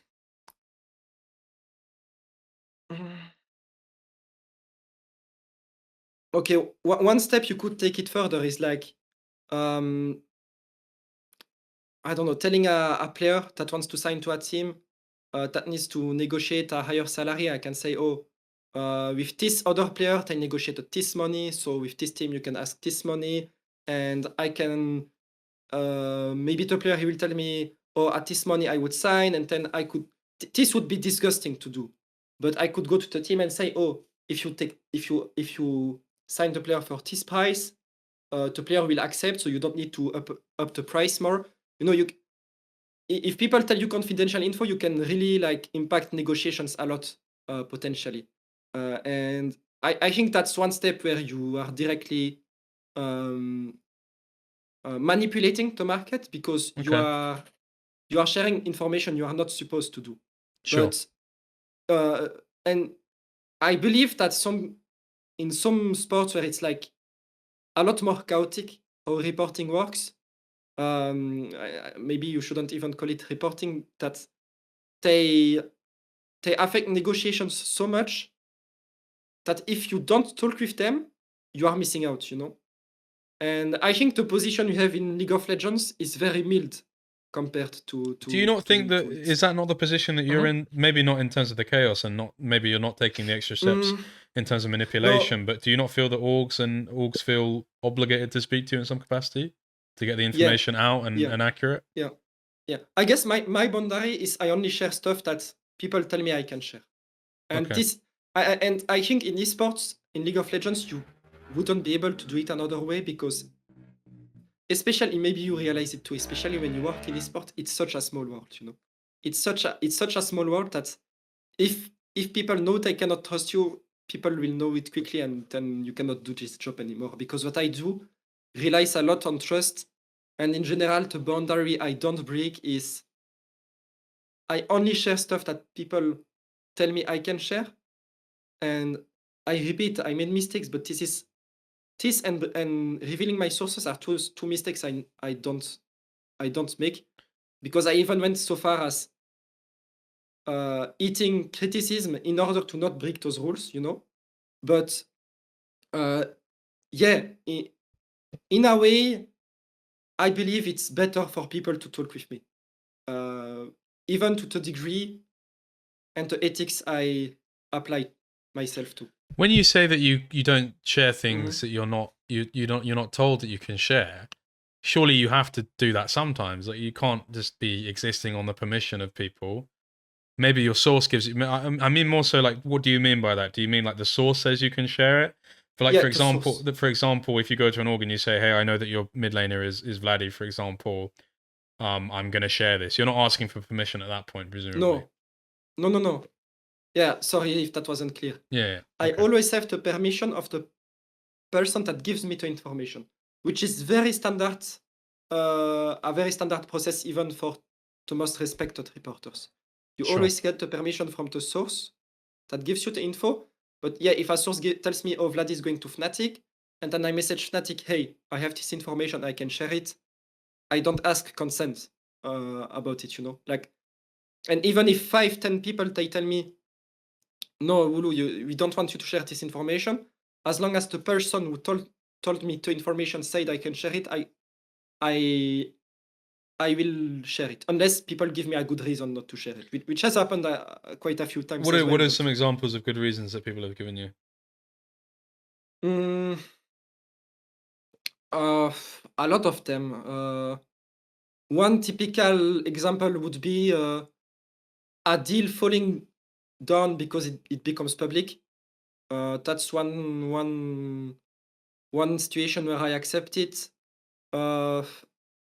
I've had other specific situations where, you know, maybe one that is quite common is a player when a player is retiring. Usually, a player prefers to announce it himself. This is something I always accept. When there is something very emotional involved, something very personal behind a decision, this is the type of situation I would accept it as well. But if the reason is just we would like to have the announcement, generally I just share the info anyway. But I offer the opportunity for comment. You know, I try to make it better for whoever is involved. But yeah, I don't know if this answers your question. No, I think it does to some capacity. I guess my next thing Mhm. before we move on to another topic, because I've grilled you to some extent on this, but I feel like I need to do my due diligence, and it's also interesting to me to hear what your reasoning is. Yeah, definitely. In regards to when you are saying that you're informing decisions somewhat by just making information available, do you not worry about people viewing that as a potential, because we talked about manipulation of the market, but is there not also a concern in terms of manipulation of coverage? Because if the advice you're giving people ends up being what the decision is made, it then ends up like shaping the events you later report on to some capacity, which people could argue makes the reporting, you know, either self-interested or manufactured. Which in some people would say, or you know, some people could argue, a lot of people would argue, maybe it blurs the line between journalism and lobbying. For example, if Mhm. you make information available that leads a player to go on X thing, do you not feel as if in some capacity you could be compromised in your ability to report on them because you had a hand in it? No, I don't think so. What you mean is like, I'm trying to see what you mean. Okay, let's say if Faker goes to Fnatic again. Sorry for this example. This would be big news for me, right? But I will not ask Faker to go to Fnatic so I can have a big report. I No, don't know but if this we're is. talking more specifically. Mhm. For example, if in an off season whereby you say to player, "Hey, your first option's gone. This is a second option for you potentially. I heard they're looking for a mid laner." Mhm. Then that player, obviously, just based off of that information, just the pure nature of that, they're going to immediately, right after your message that agent, message that organization. If they do get on that organization, that's something that you've influenced. Does that not directly compromise in some capacity your ability to report on that objectively because you've in some ways made that happen? Honestly, I don't think so. I think I would treat the report as any other report. I Okay. Yeah, I mean, obviously, I can go deeper and answer your question on a deeper level because I'm a human, we are all humans, and we all have bias, you know? Yeah. And maybe this bias could influence the way I report things, but I believe that's true for anything you will always report on, you know? Like, even when you interview me, I'm sure you have your bias in some way about any topic, and I think that's true for any human, any journalist, any reporter, any insider, and I think, again, the best you can do in this situation is make sure the information you report is correct and that you treat all parties equally. And I try my best to do that. And honestly, I think there are situations where I may have stronger bias than this one, you know, just because I made a link between two parties and it made eventually, and I would not take credit for it. It could have an impact on the decision. Uh, I don't even, I, I don't feel any proudness or will to report it differently or Mm-hmm. anything like that when that Yeah, yeah. happens. So honestly, I don't. I think there are situations where this would be even truer than this one.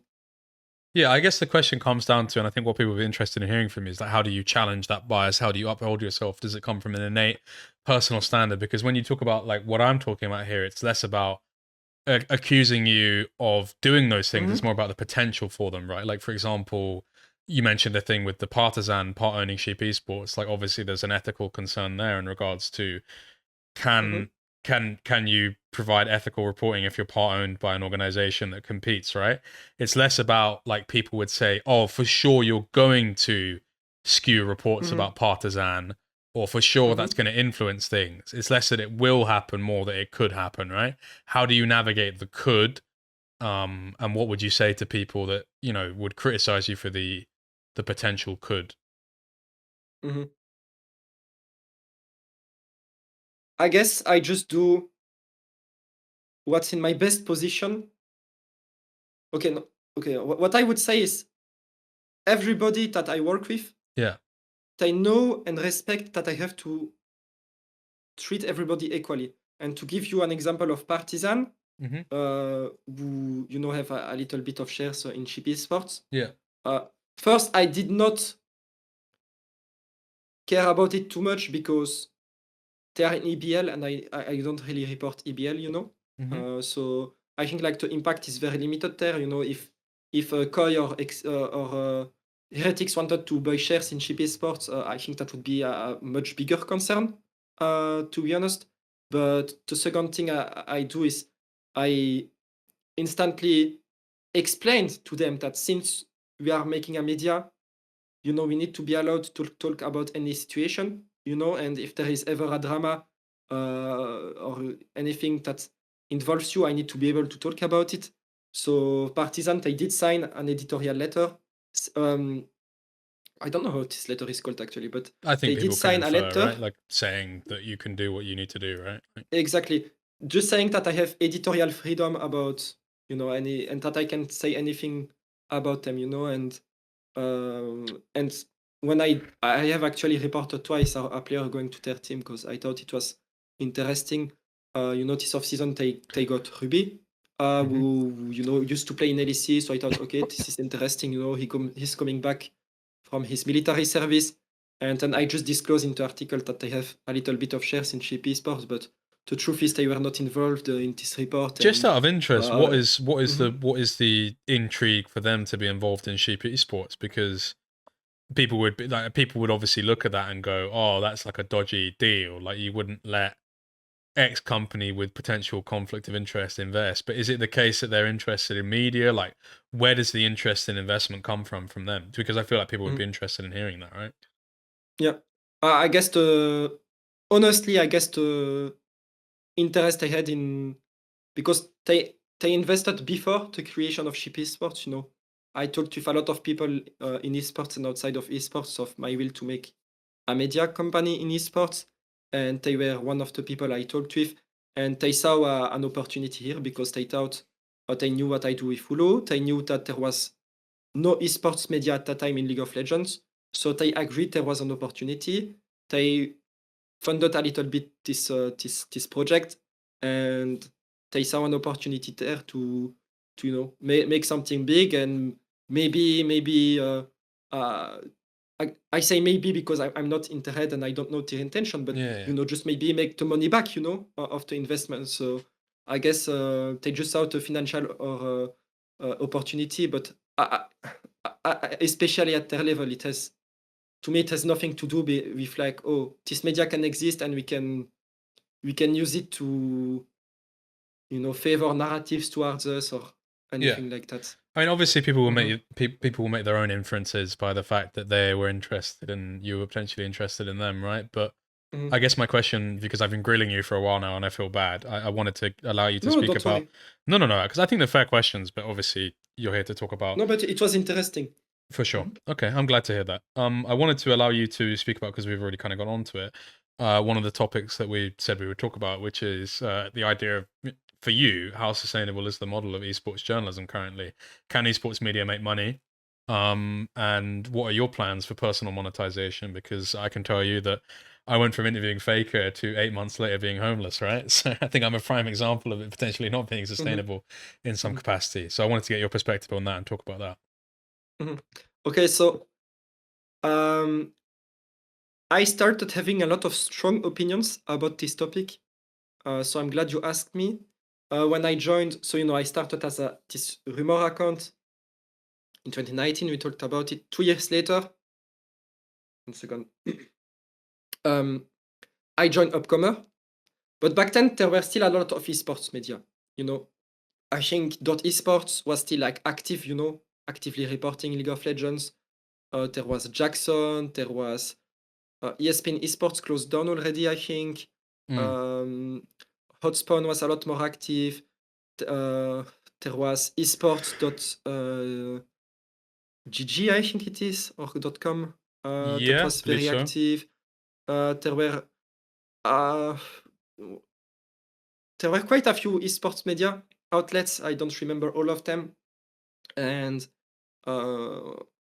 yeah, I actually had offers from a lot of them. And I ended up joining Upcomer. And, I stayed at Upcomer for 1 year. I learned a lot about reporting, writing articles, a lot of stat stuff. Because my own boss, Sean Morrison, he used to be the boss of Jacob Wolf, so he taught me a lot about how Jacob Wolf used to deal with things. And I lived esports media from the inside, not just from the outside. And I guess I can say it after like so many years, but when I worked at Upcomer, I was very shocked by how much money some of my colleagues were earning. For me, it's really ridiculous how much. Like even the money I was making was ridiculous, but some people were making like 3-4 times my money per month, and I thought to myself like there is no way this can be sustainable, right? Like I had one colleague in 1 month, he made 3 articles, and his 3 articles, they were patch notes, just patch notes, and he was paid like 5,000-6,000 per month. I thought to myself like, how the fuck can the media make like 6,000, can make his salary back, because in the end, for a business to eventually be sustainable, you need to make the money back on the salaries you pay, and I just thought from the inside this is ridiculous. And I also thought that Upcomer, actually they were among the best media back then to do with it. Some media were even worse, but they failed to use social media. A lot of websites, they were just doing content articles, sharing maybe a little bit of them on Reddit, maybe making a tweet. Oh, here is my latest interview, and you get 5 likes, and that's it. And you had the Upcomer power rankings; they were working quite well, but other than that, they were not really making any noise. And I thought a lot that how much money the esports media spent back then was too much into just making articles rather than trying to invest in social media. And I think I'm actually certain that the future of media online is a lot through social media, and we can already see this shift even with traditional media. We're shifting a lot more online. Today it's a lot less about the paper news. A lot of things are shifting online, and yeah, basically when I worked there, I thought the way things were decided were not sustainable. And yeah, just writing good articles, you never make the money back. I also know the numbers those articles are making from the inside. I also know like if you monetize them well, how much money you can expect per view. And even if you have 100,000 people reading your article, generally you are not making the money back. And in my opinion, the way esports media were built back then was relying on the fact that esports would become big enough to one day be sustainable, which is the same mistake LCS and LEC teams did, because they spend so much millions, sometimes even on player salaries. Sometimes you raised money to pay salaries. What the fuck is this? Just and you knew that with the numbers you had at that time, you were never going to make that money back. But Well, it it's was an just a race to it's an become. arms race, isn't it? Someone pushes Mhm. the red button, and you have to keep up with it. Because the solution, if you want to be thinking, sustainable Mhm. mindset, it's we're at the bottom of LEC for years, and what's the point of us even being here? Because you could think Mhm. sustainably and just not spend any money, but then it's like, oh, we're shit, and everyone thinks we're shit because two Yeah. teams have spent loads of money, right? That's it's Mhm. kind of on the fault of those teams that initially want to spend that much Yeah. money, I suppose. I mean, it helped. I guess for teams it worked out. For G2 it worked out. For a lot of teams it worked out because spending so much money kept you on the forefront. And even if you lost so much money, today you are in this prime position in esports. But a lot of teams went way too far with it. TSM, for example, but a lot of teams that are also gone today or that are still today but suffering from it, maybe even Fnatic. I think that they really raised too much money and spent it too much in the hope that the esports audience would keep getting bigger. Because the issue today with esports media and any esports company is that there is this maximum amount of people you can reach. And even if you do things perfectly, let's say there is I just make up a number. Let's say there is 1 million League of Legends esports fan. That means if you make a League of Legends esports company, you can reach a maximum of 1 million people. And if this is based on the max number you can reach, if even at that number you cannot make your money back, then you know it's never going to be sustainable. But teams and esports media back then, they knew as well, at least I hope so, that it was not going to be sustainable, but they were betting that the amount of people watching esports, that this 1 million would become 1 billion maybe. And then it's worth it. It's like any bubble, to be honest, like the crypto bubble, like the internet bubble. You are just betting on the fact that it will keep growing. And I think a lot of esports media, they spent a lot of money back then into hope that one day will be, the esports audience will be big enough to make it back. But in the end, the opposite happened. Numbers just kept going down, right? So then everybody realizes it's not sustainable, and then happened what happened. All esports media closed down, layoffs. Everything. I was laid off after 1 year at Upcomer. I was among the last people who were laid off at the company, and yeah, I thought that it's not sustainable, but I thought that they could do better. And I thought, social media was a big part of the answer, and making a community and reducing the cost as well, to be honest. And when I lost my job at Upcomer, since I have this imposter syndrome I told you about, Hmm. at Upcomer, I had this imposter syndrome a lot because I was feeling like the money I was being paid was higher than the money I was making for them, right? So I felt like I was scamming them in a way, if that makes sense. Yeah. So I had this imposter syndrome. I felt like I didn't deserve the money I was paid for. So when after Upcomer I looked for a job, uh, the first question I ask myself is, how can I be worth it for my next employer? And I theorized for a lot of time, how can esports media work, or how can you work as a reporter for a media and be worth it? And I had my idea. Also, it was a bit easier because I already had, the sources and my leaks, which have a lot of traction, right? So I was like in an advantageous position. But I thought that in the position I was in, if I use social media well, it's possible to be worth it. And then I realized, hey, if I can be worth it for the person that hires me, then it should be better that I make myself my company so I can profit from it, right? If that makes sense. And that's how I wanted to. Okay, there's a lot more reasons. If you want, we can talk about it later. But that's one of the reasons I wanted to make my own media. And yeah, I think it's possible to make an esports media worth it. But I think you need to use social media. And what I'm going to say, don't. I'm not saying that I don't hold myself to any accountability, but I think the way you monetize a media today, you should see it more as content creation than journalism, just from like a monetization perspective, right? And I would give you the same advice. You as an interviewer, you should monetize yourself as a content creator, not as a journalist, even if what you're doing is journalism, right?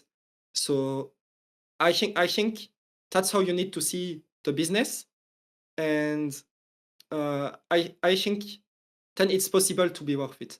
But if you want to make a big media with a lot of people, with editors, with reporters, with interviewers, with social media, someone handling the website, um, people handling, brands you work with, all those people. What you are doing at Chip, basically today, if you want to make it worth it, it's a lot more difficult because that's a lot of salaries to pay, right? And maybe this is off topic again, but I think today it's impossible to make an esports media not lose money if you don't have a betting sponsor. This is another topic, but I have this belief. Cool. After trying, I suppose we can after get. trying, Sorry, go on. No, go on. And I say this after trying for 1 year and a half to do it without it, basically. No, I mean, I don't agree with betting sponsors. We unfortunately took one at the beginning of this year. That was owing to some personal circumstance. We basically needed to do a betting sponsor in March of this year to get someone on the team out of a very difficult situation. But unfortunately, it does present an issue, right? But yeah, I guess people's reaction to that would be, how objective can you be if you're a betting sponsor in some capacity? Because again, your information might be used. You might be putting yourself as a pawn to not just skew the esports market, but actually skew like a domestic gambling market, right? Like, how do you negotiate with that? Because when you say that, obviously people are going to more so interrogate the sentence you said before that, which is we need to view ourselves more as content creators and journalists. People would say to that, well, of course you would say that if you want to get a gambling sponsor, because then it's just content creation, it's not journalism, right? How do you like reason that? Like, because obviously it's a difficult decision to make, and it's probably a better decision to make than, for example, taking Saudi money, for example. It's the lesser of two evils, at least in my mind, to some capacity. But how do you have a media company that's supported by or propped up by a gambling sponsor and still have it be an actual media company? Like, how do you reason with that? Honestly, 3 years ago, when I worked at Upcomer, my boss was, a lot more into, I would say, like perfect journalism, where you have like no bias, nothing like that. And back then, as Wooloo, one time Razer, they sent me some stuff for free, like a mouse, a keyboard. Actually, I still have them today. I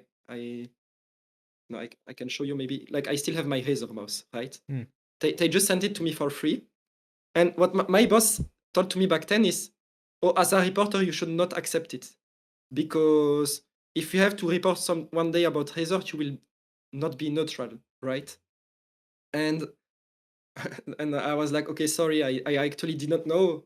And I will ask you next time if I have such an opportunity. But and it's a good point, but I think today, if you want to make an esports media with no sponsors, it's impossible.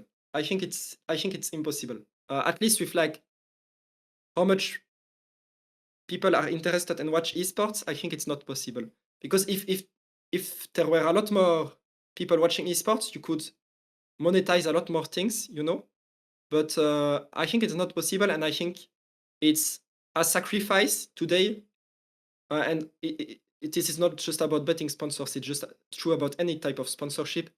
I think it's a sacrifice you have to make as any media. And today, you can see it. All media outlets in esports they take sponsorships, And I think it's just the only way you can exist, unfortunately. And again, I think you have to do with it, and the best thing you can do about it is you let them know, you ask them about this editorial freedom. And in my position, I don't, since I see myself more as a roster reporter, I would be unlikely to report something about Razor or about a betting sponsor anyway, So I don't feel like how much it disrupts my work has a likelihood to be relevant, That's fair. That makes sense. Sorry, I got a little bit distracted there.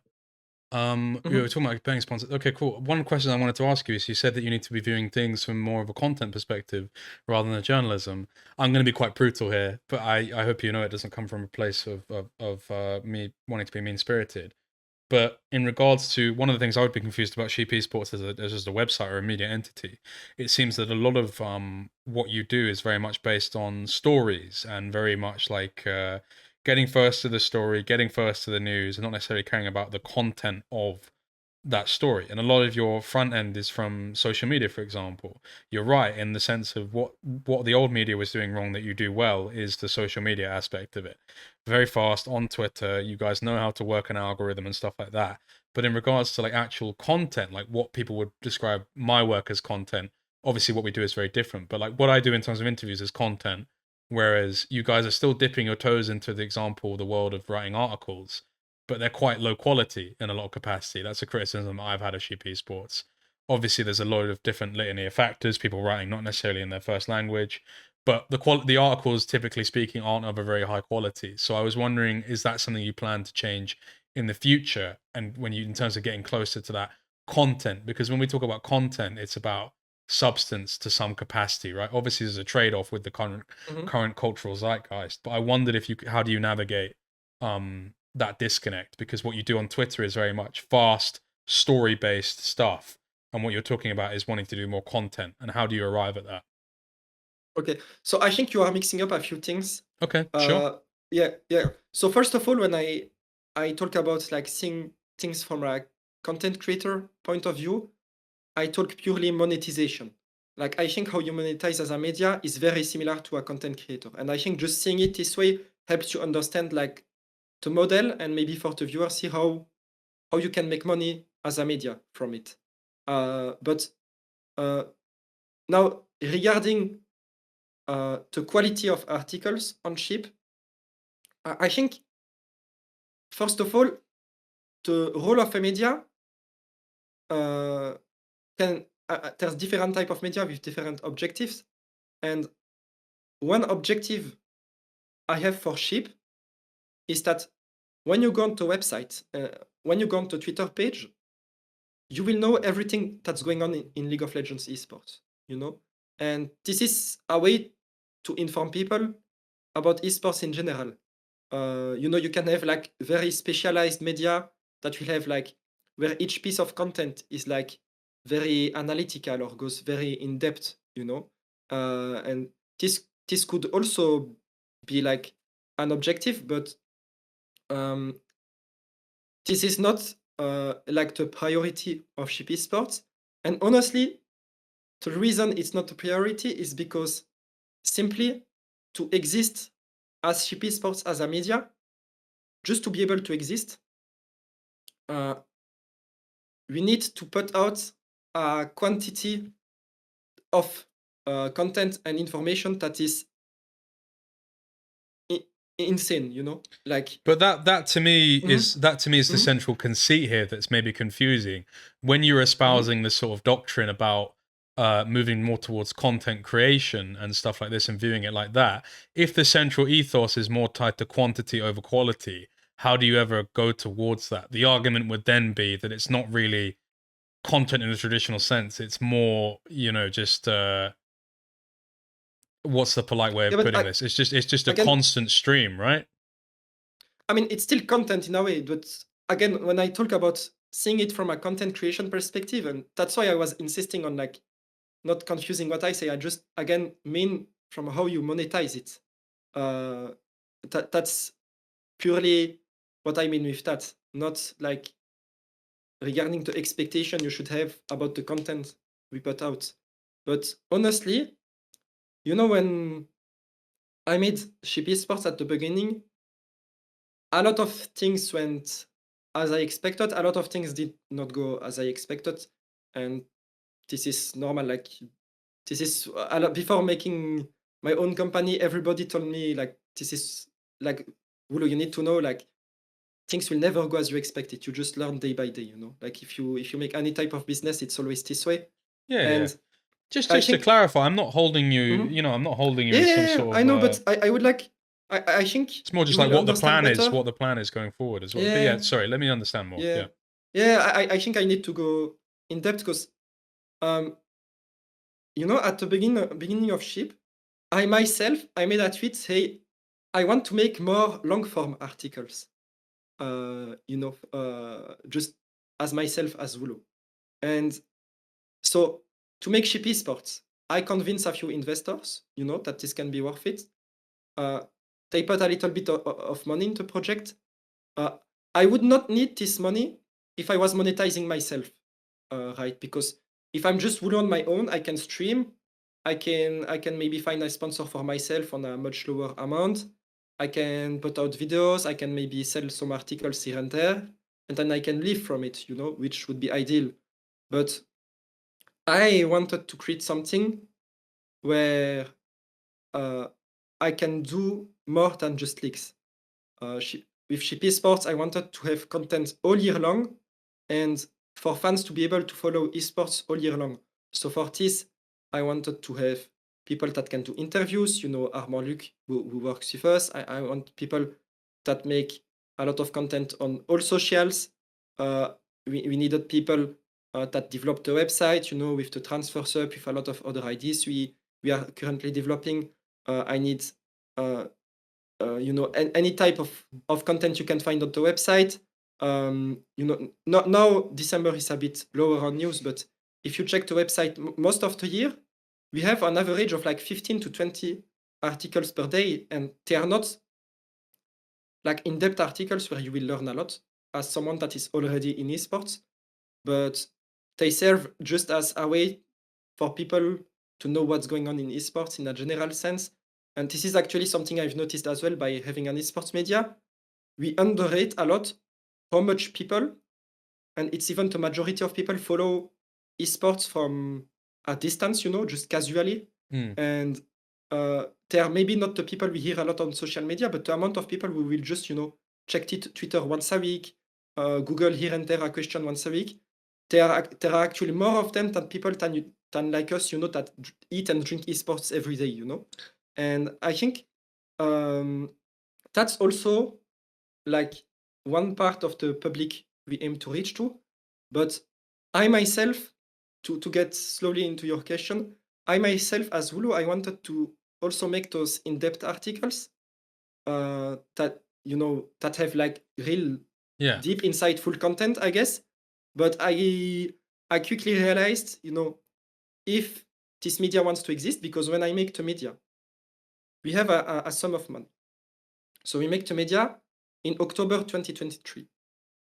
The money we have and the salaries we pay, if we don't make €1 back, in 1 year and 6 months, the media doesn't exist anymore, if that makes sense. So basically, the money we had gave us 1.5 years of existence, if that makes sense. So Runway. today, That's what I think that's what they call it, right? yeah. And today we are like at 2 years and 2 months. So we already made it further than it. But that means when we launched the media on October 2023, every month we are just pouring money down the drain. Like it's just invested into media. And it's a lot of money. Okay, it's not so much because when I was a top comer, they were like wasting what, $500,000 every month. We were losing every month like €10,000, maybe a bit more. You know, just to pay basic salaries, costs of running website, social media, everything. You know, like maybe 10,000 per month. And Is it every break month, even now? not yet. Okay. So I mean, I Some will months talk are about good, it, but some months are bad. I would assume, right? no, okay. So this month we are profitable, but on the year, because when you do the, how do you say it in English? Turnover, like stuff like Yeah, this. you check it year by year. In 2025, we will not be profitable. But if things keep the way we expect them to be, next year we should be break even. Okay, But that's pretty good. yeah. But every month at the beginning we lose 10,000 euro every month. Gone. No euro back, you know? And for the ideal media to exist, which in my mind, the perfect media, Ship Esports is not even 10% of it, you know? And probably what you would imagine of a media, Ship Esports is, or from a good media, is not close to it. And I have the same expectations, actually. But I quickly realized, and I kind of expected that to make this money back and to be able to exist and to be able to have a media that can have like deep content, you know, and interesting content for you or for all actors in esports, the first thing you need to be able to do that is to exist. Like if the media doesn't exist, you cannot do it. And I've realized if you want to make a sustainable media that doesn't fail like all the other media before us, you need to sacrifice a little bit in quality because quality comes with money for quantity to be able to provide what brands or other deals would look for, to be able to get some of the money back, to be able to develop more, to be able, you know, to just continue to exist and eventually reach a point where you grow enough to start maybe making money and then, you know, offer this quality. But yeah, in the first year, we lose money every month. We start getting some, like any media does, you know, some sponsored articles, you know. Sorry, just like to cut you advert- off because I think it's really Mhm. important. When Mhm. you say, obviously, I agree with you, and I think this is actually like a really Mhm. difficult thing. Is that you're right? Quality does come with money, but my concern would be: is do you think the quality is there when you get the money? Because I look around, and all of the writers that were good are gone, right? So if you wanted people to write good articles and you wanted people to just do good work in general, they kind of don't really exist. There's not really many people that like have the capacity or ability. For example, Mhm. for the writers that you have right now, the people that write your articles, no offense to them, they can write what you need right now, but they don't have the skill within them innately to write the quality that you would need in the future if you were to have the trade-off of money. And I also wonder if those people even exist. Is that a concern that you have? Maybe the quality just doesn't exist in the industry because there's not been money in it for so long that those people naturally haven't been produced. Mhm. Like people like Emily Rand, Karen, Kelsey Moser, Vera, and even like writing articles back in the day, Thor and Richard Lewis. These guys came up in periods of like not affluence, but like there was money and there was interest in the scene, right? And they've gone on to do different things and roles. These were like good writers. Do you think that there are good writers that just haven't been discovered? Like, how much research have you done into this? Because for me personally, I'm very like arrogant and like isolated and one track mind. I look around and I don't see anyone that I think are particularly good at writing, and that's a concern that I have personally. Okay, so again, there's multiple things I want to answer to that, but the first one is that I don't want to go back to what you saw 10 years ago, where you have like the best writers making the best articles. I think the future of ship esports is also a lot more, you know, on social media platforms, you know, and I think that's not just like our objective is not just like to have to. It's one thing where we want to improve in quality in the future, but like it's not like the only thing we want. I talk about when I say like improvement in quality. But to answer your point, when you get more money to improve the quality that people at your company do, there are two solutions. The first one is to hire better people that make better work, or the second one is to hire people that can teach them and give them the qualifications to become better. And also, a third point that comes with it is I myself, outside of off seasons, I wanted to do better articles more in depth. And my skill lies in finding information in social media, stuff like that. But my skill is not in written English at all, you know. But I do have the capacity, I believe, to find substance that would make for a good article, you know. And I believe I could make, with a qualified editor, a well-written piece that will be informative for everybody. I honestly think How that, much? and maybe I'm The wrong. problem is But in mhm, the you're obviously kind of a cultural analogous like legacy of someone like Fabrizio Romano. You came up a little bit after him. In some ways, you're a response to the culture moving in a certain direction. How much demand even is there for good content is a core question I'd like to ask. In the with Fabrizio Romano, it's like stuff moves from excitement, intrigue, and announcements to fast, easily deliverable, first person to get the information. It definitely takes a lot, and also just all algorithms in general, like the way that shorts content works, the way that TikTok works, mhm, all of it acts as a sort of a central erosion of the attention span. It's less about appreciation. I mean, I'm talking from a purely artistic perspective. It's yeah, less about like a central beauty. It's more about just how do we get this first and how do we maintain attention span that has been eroded due to own consequence. So how much demand is there for quality at this point? Because you talk about a mhm, desire for quality. Surely mhm. with the way that the culture that you're a part of, it in some way prioritizes a lack of quality. So that's what you've done so far. Why would that change? Because it's what the culture demands in some ways, no? But this is where you don't view the topic the way I do, is because when I say an improvement on quality, it can also mean how to make better videos that will get your attention quicker, you know? Like, I'm Okay. not like per se talking with just the traditional type of writing you would expect, because I agree there is less demand for it. But when you have a well-written article about a topic with a lot of insightful information, it does work quite well. Like, my most read article on Ship Esports this year is the article I wrote about LEC salaries. And even if when you read it, you don't get the salaries in it, because my sources, they didn't say I can share the numbers, but I agreed that I can share like the maths I do with it.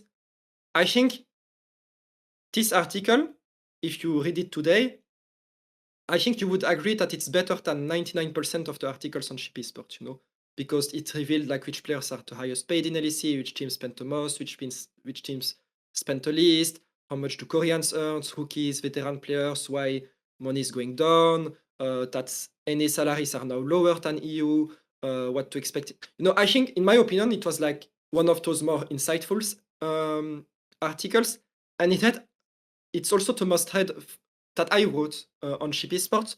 So I think there is some demand for it, to be honest. It depends which topics you delve into. You know, if I write now, I don't know, like about a less interesting topic, to be honest, but I do it in higher quality, it will probably not work as well.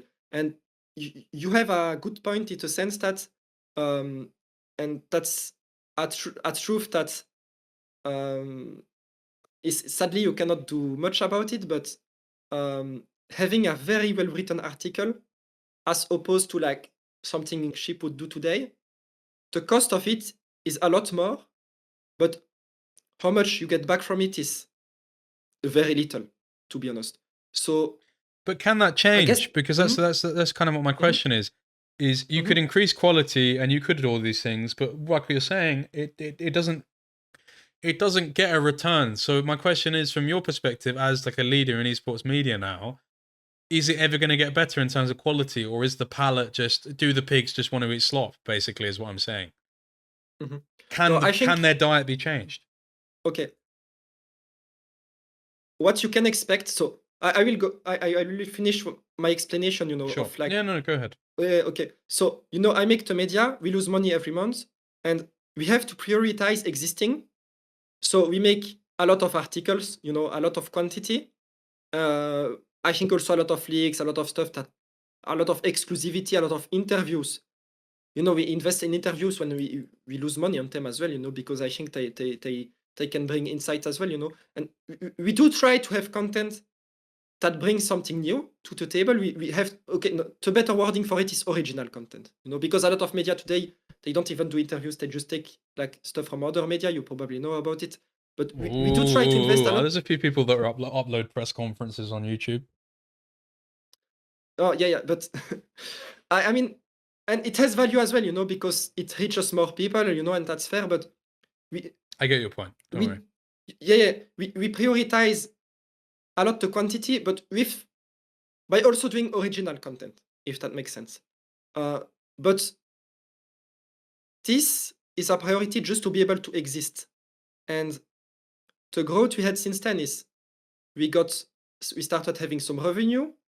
And since we started having some revenue, we can exist longer and we are a bit safer. So we invest a little bit more, that's, after 1 year in Ship Esports, we started hiring Arch or a lot of those editors to help us improve the English of those articles, And then we started hiring other people to get better. Like we hired, after 1 year, we hired Lucas Jacques, who is like someone who has a degree in journalism and could add, his perspective on things, and that today is in charge of all the articles that you see on Ship Esports. And if you don't know him, he used to work, and he still sometimes works with L'Equipe, the famous media that had Calist, thingy. So we did invest a lot in those people, and then those people, they help us and enable us to have more content, a little bit better quality, even if it's not, the degree you would hope for. And then we can monetize it better. Then we get better brand deals. We get more money. We invest more, and it just snowballs. But it's to exist and to be sustainable into long term, and to not be, like as all previous media outlets, to be honest, in the past, to one day, hey, we have to lay out everybody. This is not sustainable. We really have to take it step by step. Accept the criticism that sometimes the articles, they will be underwhelming, but continue to have this content out regularly as much as we can, give job opportunities to more people, grow in return. And I think next year, if things go as they should now, we will be break even. And after the break even point, when you start making money, this is only what I call bonus, And once you start making money, our plan is to invest all of this money to improve quality, so to hire more people. And once we reach that point, we'll also be a lot more comfortable in making more like quality content, Sometimes I make a little bit when I have time to higher quality content, when this salary report, maybe a team not paying players, the LEC emotes top 10, maybe this ERL report that I wrote where I interviewed 40 teams, about the state of ERLs, when I have some time, I try to do some of those articles. In the future, I would like to hire other people that can also make this type of content, have a lot more analytical content, have maybe opinion pieces. I think that would be cool as well. Invest in a lot more on video content as well. That's one area where we want to grow a lot in the future, because I also think that's also one of the easiest ways to monetize a media. Video content works a lot better than written content to make money from. And yeah, once we reach that point, hopefully next year, where we make money, all the money we earn can be used to invest more in quality than quantity, because you got to be careful saying money we win, because if you've got a betting sponsor, people might take that the wrong way. Yeah, okay. Yeah, that's just because I'm not a native English speaker, but I mean, like, no, I'm taking the piss. Right? Don't worry, taking the piss. Yeah. No, I know. I get what you mean. But yeah, once we start like earning money, then that means we can continue to exist like safely, and we can invest it like in more quality stuff, that people would enjoy a lot more. Absolutely. But my question would be is because as you're talking about the death of the old media. You were there when it was dying. Places like Upcomer, and it transitions into this new period where it's less about articles, it's more about social media. Obviously, this era will have its own reign as well. Who knows how long it's going to last before we move into like the next mode of it. A lot of moving into that next mode comes from stagnation and not moving into and adapting and evolving. How do you evolve into the next thing if potentially you might be caught in this cycle of people not wanting to see quality? How do you push the status quo forward? Are you capable of pushing the status quo forward? What does Sheep Esports look like if they have money? In what ways do you think you can push the boundaries and do stuff that people haven't seen before? Now, I Not think to make you we reveal have too many of your plans, but just to give us an idea. but I think we have to will and a lot of ideas, but a lot of ideas also because honestly, a lot of fans follow what we do or read our news, so we also get a lot of feedbacks from people, which is helpful. You know, we get a lot of also constructive criticism, you know, which help us grow. And I think we have a lot of ideas, and you yourself have ideas, and everybody has ideas of how ship esports can become better. And mostly today it comes down to just having the money to do it, you know. Okay. And yeah, and I think what this means basically is having a lot more like diversified type of articles, you know, that are not just like breaking news. You know, push them more Opinion pieces, in stuff like that, right? yeah, exactly, yeah. Like today, you know, when we have just a leak article, honestly, we have a rule with the reporters that when you report like Faker is joining Fnatic into article, you need at Is least there something you one want to other. tell us about Faker joining Fnatic? You've mentioned that about 15 times. Is No, that going to happen? Like, is Faker really no, good friends with Sam Matthews or something? yeah, I mean, I think Yeah. they are good friends, but the no, the reason I take this example is because I have to take the most unlike the, and this is not against Sam, because I think Fnatic is a cool organization, but I need to take like the most unlikeliest situation, because if I say Larson is joining Fnatic, then people will will think Of course, I'm I like get it. I giving a get real it. example, I you get know. it. Yeah, so I have to take something ridiculous so people understand that I'm just giving like a random example. But what was I saying? You were talking about if Faker went to Fnatic, and I think the context was talking about shit. Does anyone What in was the chat? Does context? anyone in chat quite remember? Oh What it was? yeah, I remember. Yeah, Okay. when we write, if we say Faker is joining Fnatic, we have a rule in Ship Esports that the article you need at least one information that is not in the title, you know, because we want people that click the article to feel rewarded. And sadly, it's not always the most interesting information. It can be, oh, they actually consider Don Jake as well in the jungle, you know, but we always try to have at least one thing that is new into article. At Okay, least so like in the past. putting a new spin on it. Yeah, exactly. But in the future, you could imagine articles where we go like a lot more in depth, you know, maybe have an analysis of the movement, you know, have an opinion piece about whether this is good or bad, you know, have just pieces more in depth about like just more complicated stuff than this player is going to this team, you know, how a certain buyout was closed, or you know any other situation that would maybe be more work to write.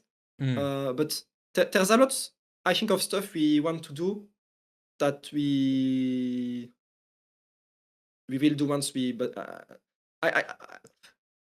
again, don't mistake me, because it's not about it's not all about money, but again, like being able to do more stuff comes, you No, know, I think I with get it. It reaching makes a this lot of sense. sustainability. Yeah. It makes a lot of sense, and I think it was good to talk to you about Mhm. plans and just general overview, because it's a Mhm. unique Yeah. perspective. Just because there aren't many media companies, right? So it's like there's only Mhm. so many people you can ask for their perspective Mhm. in general. Yeah. But if I can answer more to this question, because you just reminded me that this is Yeah, where I was going. But sure. yeah, the plan is not just regarding articles. This is what you asked me about, but honestly, most of the plans in the future are outside of the website. You know, honestly, I think on Twitter we can offer even better content than we do today. I think we can grow a lot on TikTok and Instagram. You know, we have grown this off season a lot on those socials by just sharing like roster moves. But in the future, we would like, you know, to have recaps of games week by week. You know, I think that would be cool as well. Having Well, because like you're interested in Mhm, becoming a bit more of a figure, aren't you? Because Fabrizio Romano, obviously, like he's not like a streamer by any means, but he's obviously a bit more brandable. He's got the whole. I mean, actually, the first mhm. question I'd like to ask you, Fabrizio Romano has the whole "here we go" thing. Have you never considered having like a little kind of catchphrase for your Yeah. things? What were some ideas? Like, what was the closest Wooloo catchphrase we came to? Have you come up with any ideas? Honestly, I feel like um, in esports itself, like it's not specific to us, but I feel like the catchphrase already on our tweet is like the sources thing. I think like you can see a lot of people memeing with it, sometimes. But if I were to do like short video content like Fabrizio does, I would need to come up with some things. What When about I the sheep is in the Mhm. farm? Yeah, I think that's a bit boring. But yeah. Well, I need to think about it. The thing is also when I talk about the future of cheap esports in video, I don't mean me specifically. I mean it will probably be a lot of other people, To be fair, if you were a Mhm. if you were a journalist from Wales, you could do "They shagged the sheep." That would be good. I don't know if you know about What does that. that what does that mean? You don't want to know, mate. Honestly, you don't want to know. But my question more Okay. specifically with Fabrizio Romano is obviously he doesn't stream necessarily, but there is a brand to it. He does the videos and he does what, and it's Mm-hmm. something that you've Mm-hmm. taken a kind of a conscious effort towards this off season. It Mm-hmm. seems is to stream and do the shows and you do jokes. Obviously, I made fun of you a little bit for what I viewed as like being like awkward Mm-hmm. jokes, but you said your response to that was they come across a lot more naturally in French. What's your motivation there? Why now are you putting yourself in front of the operation, whereas before, obviously, you started as being anonymous, you then became an Mm-hmm. auxiliary, you then teamed up with all the other big journalists instead of competing, you teamed up.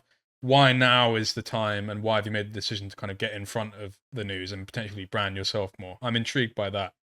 Mm-hmm. So it's not just something that came up now. It's something I've had in mind for a while and that has been slowly developed, I would say. And it's also one of the reasons I'm on this show, to be honest, and why I don't mind like appearing more, not Mm. as the sheep, right? But like last year, I was already streaming a lot in French, and it worked quite well. And I've had people ask me, "Oh, you should do it in English as well." So this off season, I try to do it a bit of English, but to go back onto ID, even before I made Sheepy Sports, I had two ways to monetize myself. And, I told you, like, I wanted what I do to be worth it. So I could either, make my own media and try to be a part of something and make it worth it. Or I could, just do like what Fabrizio Romano is doing. Fabrizio Romano, he didn't like build his own media with like a lot of, I mean, he works with a lot of people, but it's different, right? Um, so uh, I had this possibility of just monetizing myself, which would be easier. Now, the reason I talk about it is because um, I talked with a lot of people. Honestly, a lot of people in this industry theorized with me like what would be the best. And with the people I made Chippy Sports with, we came down to the conclusion that ideally we want to combine both. And we were inspired a lot by the tendency we see in internet in general, but also in esports, where a lot of esports teams are driven by personalities, like Casey with Kameto, Los Ratones with Kaedrol, Koi with Ibai. And without one thing that can make a media work is to also have like someone behind it, And a lot of people today, they see, even if we are a lot of reporters, they see like Ship Esports as the media of Hulu. And this is kind of like the model we had in mind, thinking about esports team, but doing the same with our media. And obviously, I'm not like Kaidrol or Kameto at all. And Well, I like, the argument that some people Mhm. would make is with orgs. Like for me, I've always said since the kind of more nationalistic elements of organizations have cropped up, I view them as being way more like as religious models than people would perhaps think. Like it's that you have a Mhm. leader Yeah, that basically ascribes a series of tenets that define yeah. what following that religion means, right? Like you become Mhm. informed by that. Whereas, to not have a kind of a more secular take on it, but you represent far more. It's like the idea of like religion and state being separated, right? In a secular society, you guys are way more the state than you are a religion. So would that not be a Yeah. concern in that having yourself as that central kind of idol, so to speak? Does it not lead to an element of false idol worship? You shouldn't really be the same kind of religious structure as like an organization with the further of fans. It's different, right? Yeah. Yeah, it was never to expectation as well, because when the audience of an esports organization is fans, right? So, and Kameto and KERL, they have a lot of fans. And me as Wooloo, I don't really have fans, and a media doesn't, people, they read it for the information, like people who hate us or like us, they read our information and that's it, they are not fans of a media. But it was for us one like solution for a media to have like known face behind them, because it was a fact. It helped a lot at the beginning to grow the media. For example, I used to share all of my leaks on Wooloo. Now I do most of them on Ship Esports, and this has helped, especially at the beginning, Ship Esports to get a lot of followers. And when I announced Ship Esports as my project, we got like instantly like 40,000 people following it. So especially at the beginning, I think having like people behind the media did help. Get people to know where it comes from. And I think that's the part I'm trying to compare is, I kinda used it as an argument for people to make Ship Esports with me, that since people know me in this industry, they will also follow the media, right? Even if it's not for the same reasons as an esports team, right? So, but also the reason I talked about this is because the plan before creating Ship Esports was also that I would be sometimes the face of the media. And when we launched Ship Esports, the reality caught up a little bit to me, where I had no time for like personal content or for my own stream, just because I had too much work into media itself for it to exist. But now that Ship Esports is stabilizing a little bit and have more people working, like to give you an example, 2 years ago on Ship Esports, I was writing myself a lot of the tweets, because we only had one person for social media. They had vacation, they were not like, they were sleeping sometimes. So to have information all the time, I had to fill, but today we have multiple people for social media, and I don't need to tweet anything anymore. Like any tweets you share on Ship Esports, I did not write them. So today I have a lot more time, I would say, even if I'm still like super busy. So I've been able to focus more on like being the face of Ship Esports, doing my content, and even monetizing myself a little bit to be less dependent on Ship, and to represent the media well. And this, especially last year, it helped us tremendously, because when I was so 1 year ago and 1 year and a half ago, we started being sponsored by Holy, the energy drink. You probably saw Yeah. report sponsored by Holy, and we gave them a lot of visibility. But unlike our personality, we don't bring them a lot of sales, if that makes sense. So to a brand, we can give them a lot of impressions, but as a media, you don't bring them a lot of sales. Nobody will buy an energy drink because this media tells you to buy it. But if Kaidol tells you to buy it, a lot of people will buy it. And at the beginning of the sponsorship with them, one reason I streamed myself was also to put them forward and explain to people, mostly in the French community, why we are working with them. And by doing so, when I was streaming and I was like talking about Holy and the sponsorship and telling people that if they want to support the media, they can buy it, then suddenly I have literally to document, with the sales they make thanks to us, because they use our code and stuff. And when I would tell people to buy it, like instantly I could see like in the next 5 minutes, like 30 people buying it, when while I was not streaming, like there is like one sale every now and then, So I could see that when a human tells you to buy something, it works a lot more. It works like 10 times better than a company telling you to buy something. Sure. Right? So partly, And in some ways, just to kind of TLDR what you're saying, not to cut you off, but I'm conscious of the fact that we yeah, have other topics to get onto. Part of what you're doing is conscious of the fact that in order to increase value within the company and then create that quality content that you were talking about earlier, is being able to have more of an impact on sales and sponsors, and being a public face actually allows you to do that in some capacity, right? yeah. Not the only I, reason, but partly, right? yeah. I was giving an example. Like my motivation is not to make sales. I mean, at the beginning, it was I did sell the product also on my stream for this reason, and people knew that was the reason. Even if the money was going to the company, like I was not sponsored myself by Holy. Like I don't have like money getting from Holy to my bank account. It's all going to Ship Esports company. But I use this example to explain like having a face. It helps people, give a personality to a product, and I think it has helped a lot grow the website as well, especially in the French-speaking community, where I am a lot more regular, in appearing on events or streaming. A lot of people, they understand more like what Ship Esports is and what we are doing, and I can like even if today Ship Esports, we don't want to be like a French media. We want to be an international media. France is only 13% of our viewers. So today we really like have a global reach. What is noticeable is that the French community, they are a lot more invested.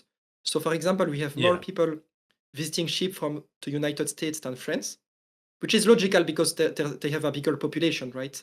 But people from France, they stay longer on the website.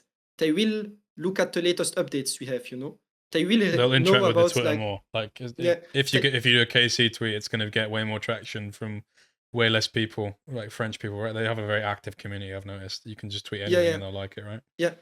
But the strength of KC fans is not that they will give you more likes; it's that they are also more invested. Which is also why it comes sometimes with toxicity, But the incredible thing about those fan bases that you even compare to religions sometimes is they are a lot more invested.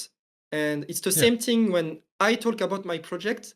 People, they don't just follow Ship Esports for the news, but they follow it for the project as well, And I think a lot of I think this is a trend we can see in general, not just in esports. It's like you have faces behind each product, and especially online, medias are tied to personalities. In France, sorry again to take a French example, but like You are a the French biggest example. It's news. fine. Well, Belgian. But, I'm Belgian. But one Same big thing, example mate, in but France is like the young generation in France. They don't like watch the news on TV, but instead there is a personality in France who is called Hugo Decrypt. If you had French viewers, they will know about him, and it's just someone with his face talking about news, and it works 10 times better than a simple montage of just like talking about news like without any face. And I think like that was one of the ideas behind having like personalities to my own degree, behind the media. Absolutely. I think we're pretty much actually no, I do have to ask you about like just for my own personal benefit, like because I do have to give you a bit of shit here. Like when the clip I watched of you where like you're like at times you're announcing stuff and you're like barking or like you were brushing your teeth in one of these, I have to like understand the innate psychology that's within you. Like what's going through your head while you're doing that, because it looks like a madman. Like I remember when I was in drama class, like back in the day, they used to make me do stuff like that, and it like broke my soul. But it seems to come naturally to you. How do you do that? Like when you're like howling into the moon for Casey's new mid laner, or like brushing your teeth, or doing this stuff. How do you manage to do that? Do you have a background in drama? A background what? Do you have a background in acting? Like, did you ever do acting in school? No, not at all. But well, actually, my parents did say I should have done acting, but that's completely unrelated. No, it's nothing like that. No, I mean, obviously, sometimes it's funny, sometimes it's not funny. But I when you see clips of me howling, stuff like that, it's a lot because especially when I stream in French, I set sub goals. with like dumb challenges, and that's like the excuse for doing them. And last year I set a stupid sub goal where I would just how do you call it in English? When you just stand on your hands, how do you call this in English? Handstand? I forgot. Yeah, handstand. A handstand. Yeah, I just did a dump handstand, and it made like this one, for example.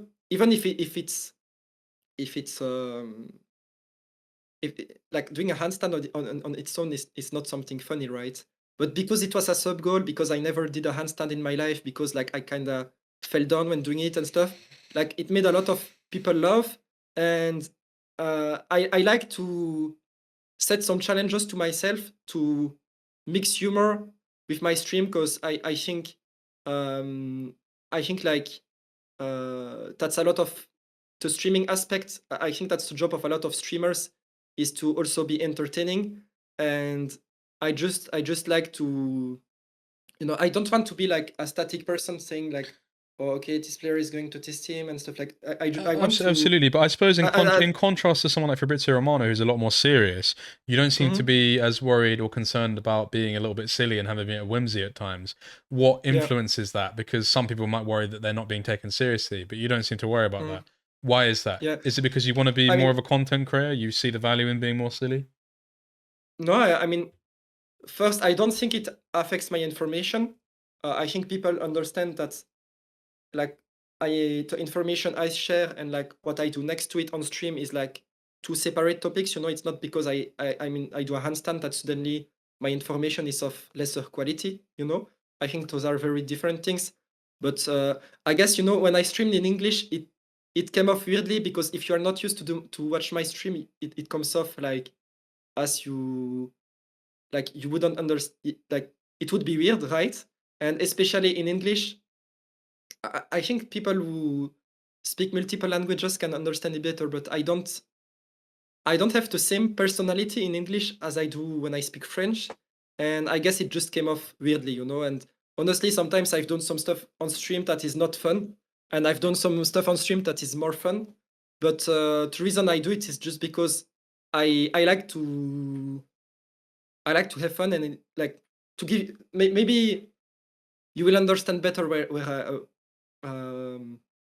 what I mean with that. But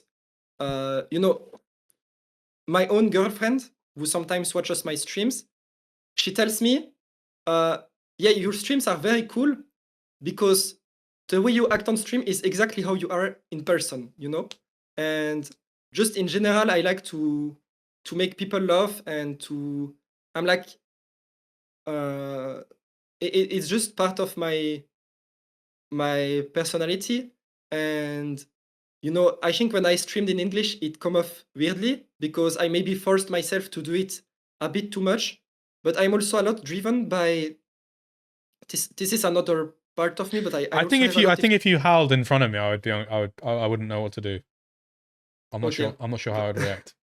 Do you want to howl? Yeah, please. No, can you howl for me? Oh wow.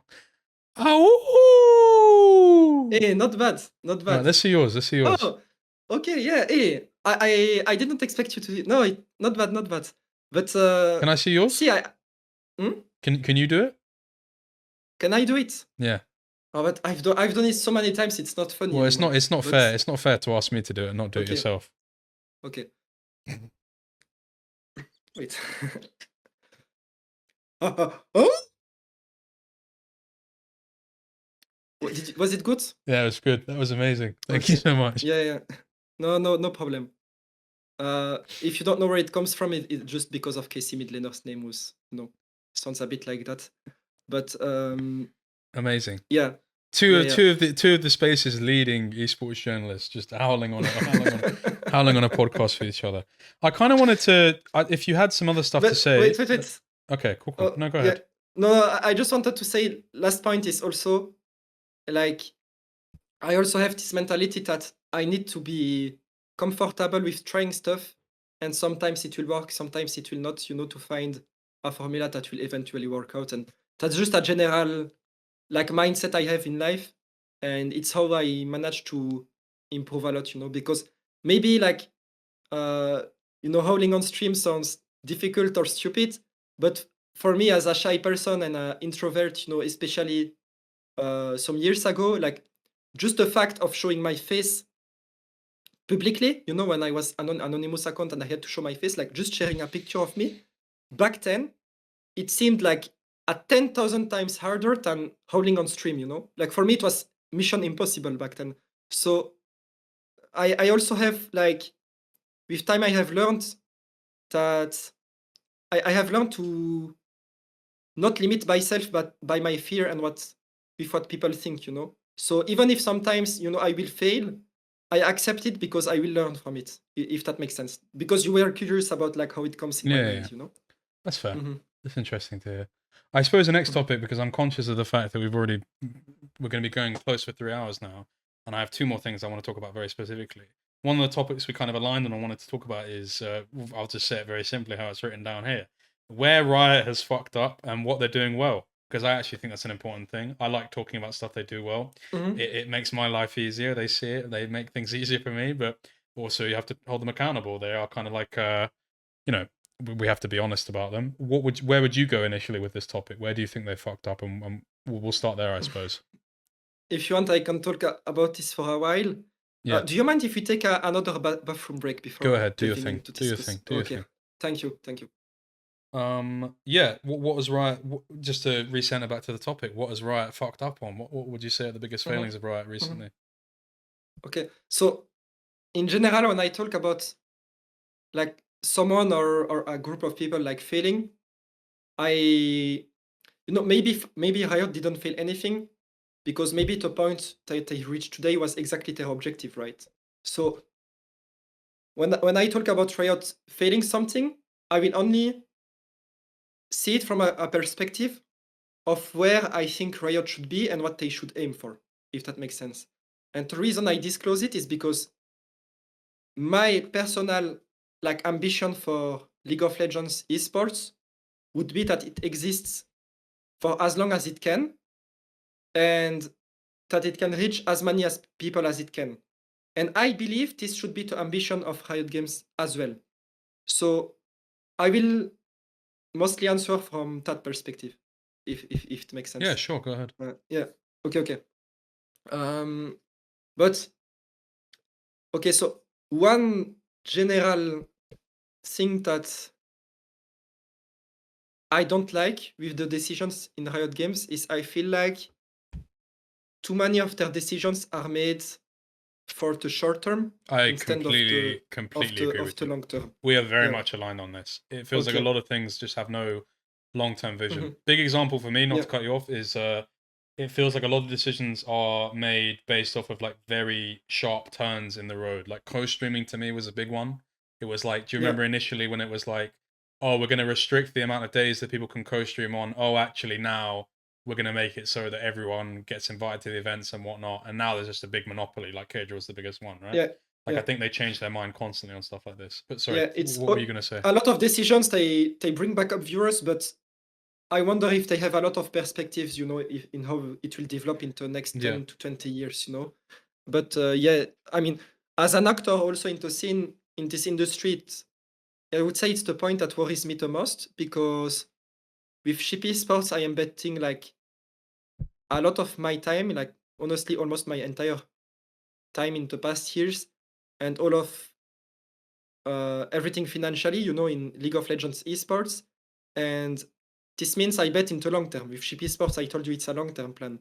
And it's a bit worrying to see Riot Games sometimes make short-term decisions because for my ambitions to work out and the ambitions I also have as a fan of esports, I need Riot Games to also think long-term. So I for me, this is like the biggest well, the concern is point if they're not looking yeah, long-term, is there a long-term? That would be the yeah, concern as well. exactly. I mean, there is probably a long term, but maybe not the one we hope for. I don't want League of Legends to be a small niche of like nerds that still follow the esports. I really want it to reach the most people it can and exist for the longest it can. And I think this will be an unpopular opinion. I have some other opinions that you would probably share with me, but one thing I think Riot fucked up early on is I think is the reduction of major regions. I think if Riot wanted League of Legends esports to survive long term, they should invest a lot into those different scenes, in Oceania, in Japan, in Vietnam, in Brazil, in Turkey. And I feel like they have been doing the opposite with downsizing a lot of regions. We have to have like only, okay, now it's 5. I don't since, think this is Bilal is not. controversial. I think a lot of people agree with this. I agree with Yeah, this. yeah, but where I guess my opinion is maybe unpopular is that I think Riot Games give too many spots at Worlds and at international events to Korea, China, and the main regions. If I was Riot Games 10 years ago, I would have given a lot more place to the minor regions to help them grow, because I feel like when Riot Games took the decision to give 4 spots to China and to Korea, yes, you are making the diehard fans of esports happy, because you have a lot more high quality games, right? But if you want to have newer viewers, in my opinion, you should only focus on having as many regions as possible and bringing in as many viewers as possible. And I think that's also what drives fandom, willing to cheer for your region, because when like the direction esports is heading right now is, I feel like League of Legends esports should become a bit like NBA, which is like very central in North America. It will be a lot around Korea, You can already see it now with like NA teams participating in Kespa Cup. I feel like the direction we are heading now will be a lot more centralized around Korea. And I think this is bad for having a global audience. Well, of it's the kind of like how esports, you know? StarCraft was in some ways, right? What? It's kind of like how StarCraft was in some ways, right? I'm not familiar with StarCraft, so I cannot comment on that. No, that's fair. Okay. Yeah, but it's possible, because I know StarCraft was very popular in Korea. But yeah, in general, I think they made a lot of decisions that would make like the diehard fan base happy, but that are not, in my opinion, ideal for the long term. So this is one. This is a big one, and yeah, if it was me, I would have never given 4 spots to China or Korea. I would have at least kept, the playing stage, because I felt like this was a good deal to give opportunities to smaller regions while, limiting the amount of, one-sided matchups in group stages, in Swiss stages, and in the later stages. But yeah, I think this is one where they lack perspective. What did I want to say? Can you circle back a bit? We were just talking about like things that Riot Mhm. is in your mind they're not doing well, right? And one of the things you're Mhm. talking about is kind of Yeah. putting regions together, making it 5 major regions, Mhm. lack of like local support and stuff like this, right? Yeah, Like, yeah. I mean, another one where I think Riot fucked up a lot, but I think this one is not like an opinion that I have. I think this one is more. I want to call it today that they objectively fucked up is with franchising. I think selling the spots to team for LEC and LCS, I think that was a massive fuck up, and I think that Riot Games know that they fucked up, because when they made the franchising for Valorant, they did not sell the spots to team. They gave it for free to the teams, They completely changed the model, because I think they noticed in League of Legends that, teams having control of who they sell the spot with, Riot Games having no say in which teams can be kicked out of the league or not, which led to many Astralis, Excel, a lot of those teams that, never SK Gaming, that never have any fan base, just being stuck forever in the league, And I think the fact that spots are not free today is limiting Riot Games a lot in bringing back up and downs. I think we can see it with LEC versus now in winter. I think, and I agree with Riot Games that having teams swap or like tier 2 teams having the possibility to play in tier 1, I think that's very healthy for the ecosystem. I think you can see in the viewership that leagues, they have the most people interested when players change, when teams change, when there is novelty. And I think having tier 2, giving tier 2 the ability to qualify to tier 1 is one of the healthiest and most natural ways of having like teams and players changing, of creating narratives of players, uh, improving step by step, Well, like throughout the ecosystem. one of the things you could Mhm. do if you're worried about, for example, because I always see people make the argument if you remove franchising, it's like you're harming a lot of people's assets. Like one of the things that the Premier League does is are you familiar with like parachute payments?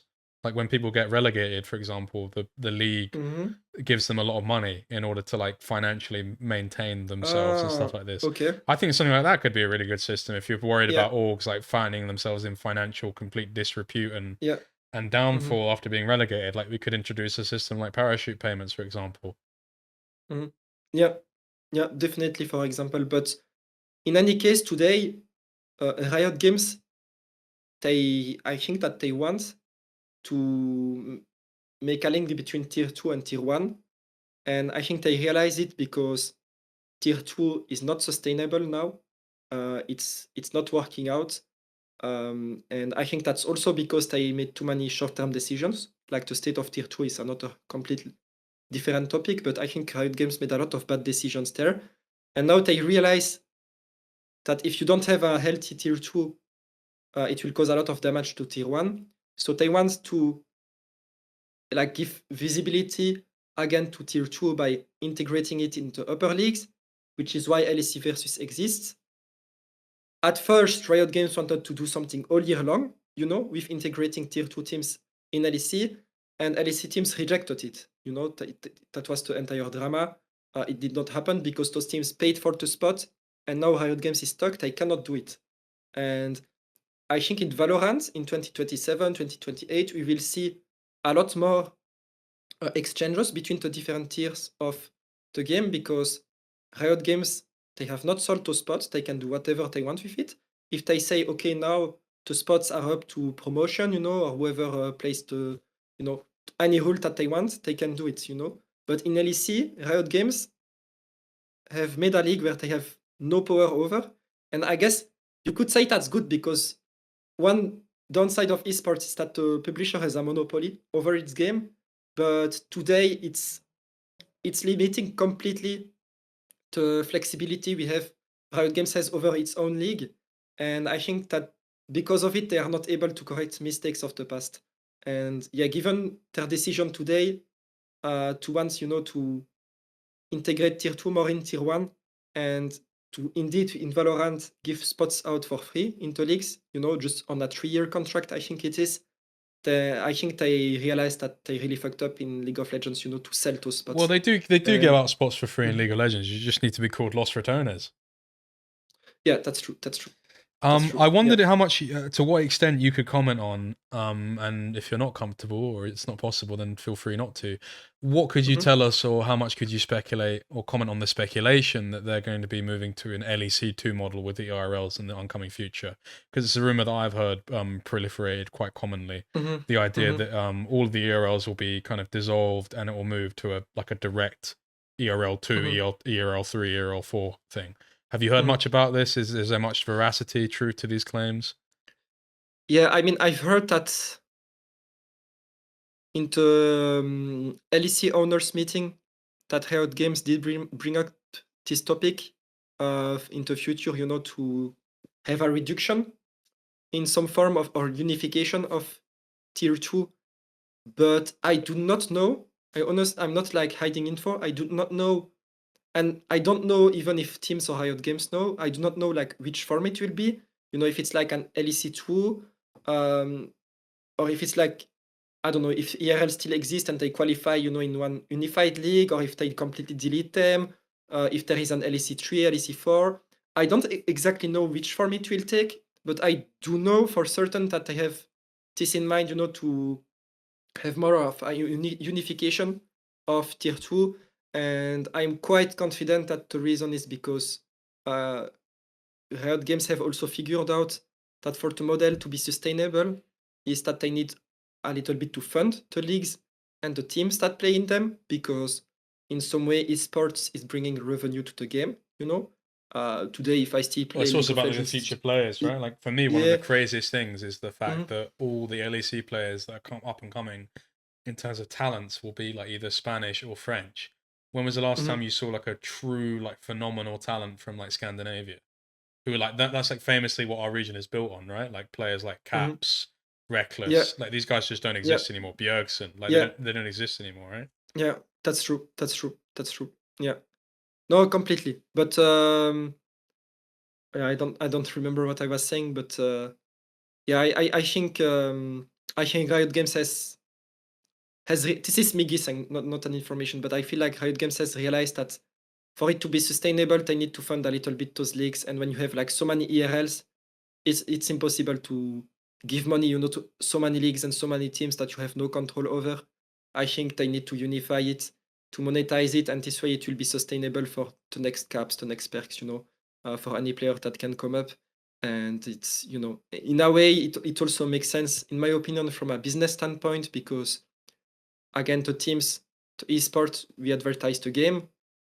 Riot Games, if players play the game, they sell skins, so they should give money back to teams, you know. And I Absolutely. think that's not something you can do when you have like 13 ERLs. It's too many teams. Yeah, I would agree. Unfortunately, I think local representation is Mhm, super important in events, but lots of mhm. ERLs aren't very good at doing that in general. That's a Yeah. whole other topic that we can talk about. But I wanted to ask you Okay. what Riot is doing well in contrast, because we can't just slate them, you know?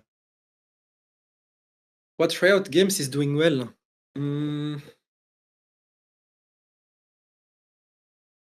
I guess that's a harder question. But I'm not saying this because they don't do things well. I'm sure they do a lot of things well.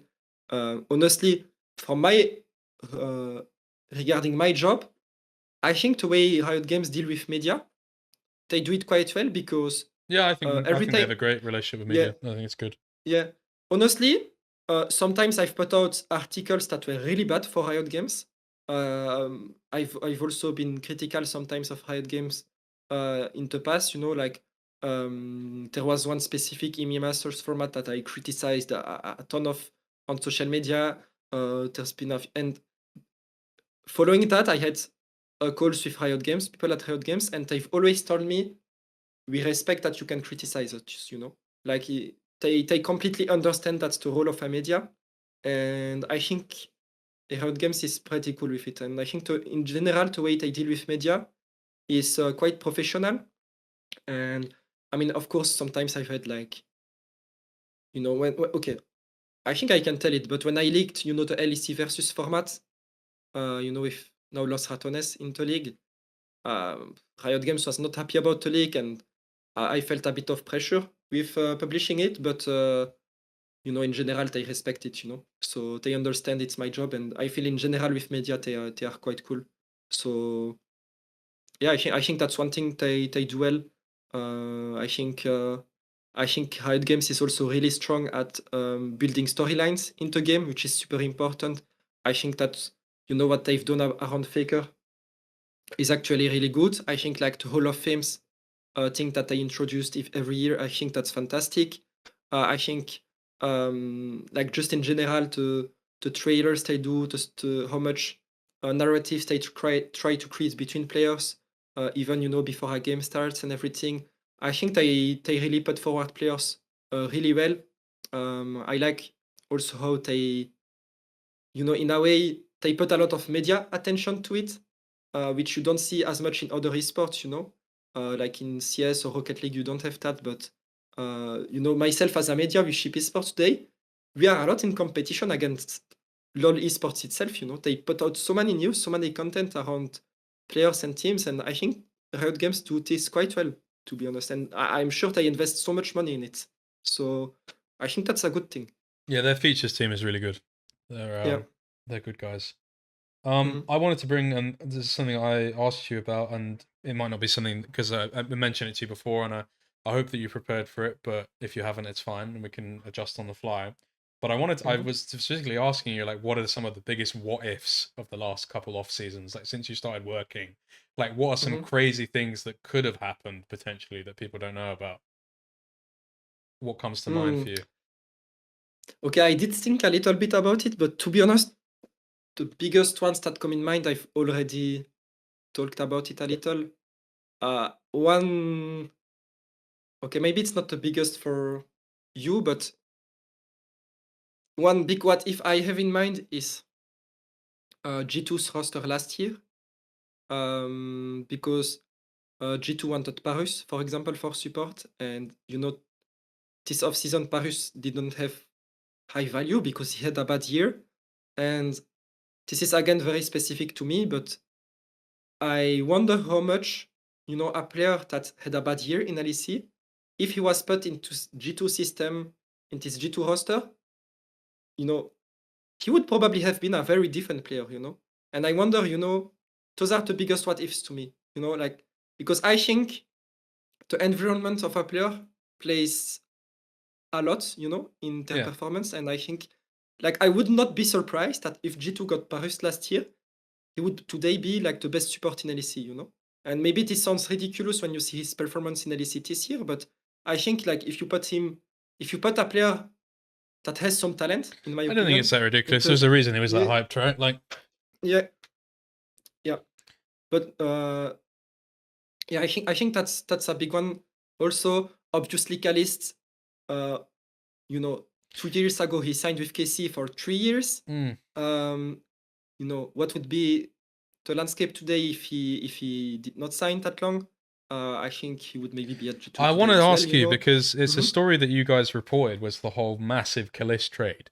Mm-hmm. Kalist for like hands and Dylan Falco's cat. Like there was a property in the trade as well. I'm joking, but the big trade that you guys reported. Obviously, when I spoke to Romain on the show a couple of weeks ago, he was like, "This never happened. Like it's not true. You can't even do a trade like this." From your Mm-hmm. perspective, because it's a thing like you've commented on before. Sometimes you get called out for your information being wrong, but it might be right. Like, what was the info on this story? Like, what was the truth of this story?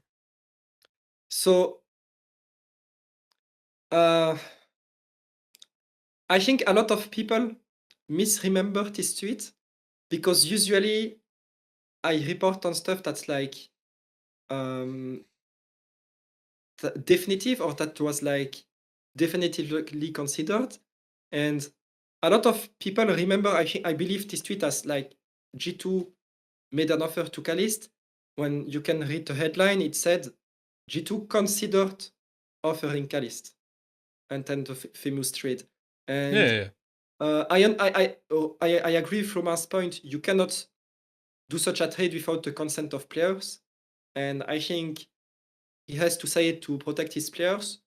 But I remain confident today that this was something that G2 was thinking about How last year. heavily were they considering it? If you can put a qualifier on that, like, is there any substance you can Yeah, put into that? so it's hard to measure because we are talking about a player that was under contract and with who G2 had no.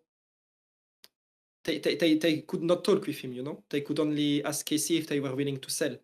But they had talks with KC for Calist. This is substance I can be certain of. And I think that G2 was, they had 2 players on the bench, 2 players that KC were looking players for, in support and jungle position. So, in my opinion, this is something that came up. From what I know, when discussions came on the table about Calist, uh, was there an offer directly, we send you this players, we get this player back? No. But did G2 think about it? In my opinion, yes. Okay. And another question Mhm. I'd be interested in asking you about, and again, if there's anything like here that you feel not comfortable speaking about, feel free. Mhm. But there's a big discussion and a big journey towards KC's mid laner this offseason. It's probably in many ways one of the biggest stories, right? Maybe if not the biggest. just in terms of interest. Yeah, you maybe wouldn't agree, but for me, I personally found it the most interesting. People were saying, "Oh my god, are they going to get Zeka? Oh my god, are they going to get Zinni? Are they going to get?" I think people were even talking about Showmaker. For some of these more overt names like Zeka and Showmaker, at least from my perspective, it was like a thing where, well, that's never going to happen in a million years. Was that ever on the cards? Some of these like bigger names, was it always going to be an academy mid laner? Not academy. They did consider LCK mid laners, like Bulldog, like Closer, but no, Zeka Showmaker was never on the table. No, Okay. that was never a thing. The names that they did consider, I have always mentioned them, and they are into articles on Ship So Esports that was today. that was mostly just fan hype and stuff like this, right? Yeah. That did not come from me or from Ship. I think that was Interesting. that was mostly fan side. But I think that's something KC fans sometimes they hype themselves up on information they know will not happen because that's a way to make propaganda about their team, you know? Like that's how deep their fandom is, you know? Yeah. I don't think like an irrational KC fan was expecting to get Sure. BDD or Zeka, you know? Sure. But they would still retweet it, you know? But no, KC did look at mid laners that I think are good. You know, I like Closer, I like Bulldog, I like Saint, I like Loki, I like Creed. Creed was definitely on the table. You know, that was a bidding game versus Team Liquid. What did that come down to, if you Mhm. don't mind me saying? Was it just in case of like he was more comfortable in NA? Like, Mm, so I'm not into head of Creed, but some elements that I do know is he was comfortable in NA, displayed a role. He wanted to be with, I forgot his name a little bit, the assistant coach of Team Liquid. Spooks. Yeah, this was a little bit. By the I way, don't know that if guy he needs to played much. that guy needs to change his name. Like his name is very close to a racial slur. He needs to be very Uh, careful with that one. yeah. Yeah, but also from what I know, Team Liquid's offer was better. So that played Okay. a part too. I think KC have money, but they put it mostly in top lane, not in and support now too. But yeah, Team Liquid's offer was bigger, and I also know that Creed likes Core GJ to support of Team Liquid, so that may have, you know, played a part too. And there's a few other things that I'm just guessing, but you know, for example, APA, he said to quit. He said this publicly. He said to quit that Team Liquid is a good organization to play for. You know, even though they benched him and stuff. So I guess there was a lot of positivity around Team Liquid for Quid. Absolutely. I suppose I don't really have any other like questions about how this off season went. A lot of it's you've clarified. Is there anything else that comes to mind that you think people would be surprised to like hear more detail about in regards to this off season? Just bear in mind, not Mm, everyone follows your French streams and stuff like that, right? Like, or yeah, definitely. I mean, still about KC, one interesting thing that I talked about on stream, maybe not in English, is that Kana was considered also by some LEC teams, but he was not allowed to explore LEC options. So he could only talk with NA and Korean teams. Kana was also an option for Team Liquid. So KC won Kana, Team Liquid they won Creed. What Buzio was a big move, if this can be a question for anyone. Inspired was a big move. Zinni was unexpected.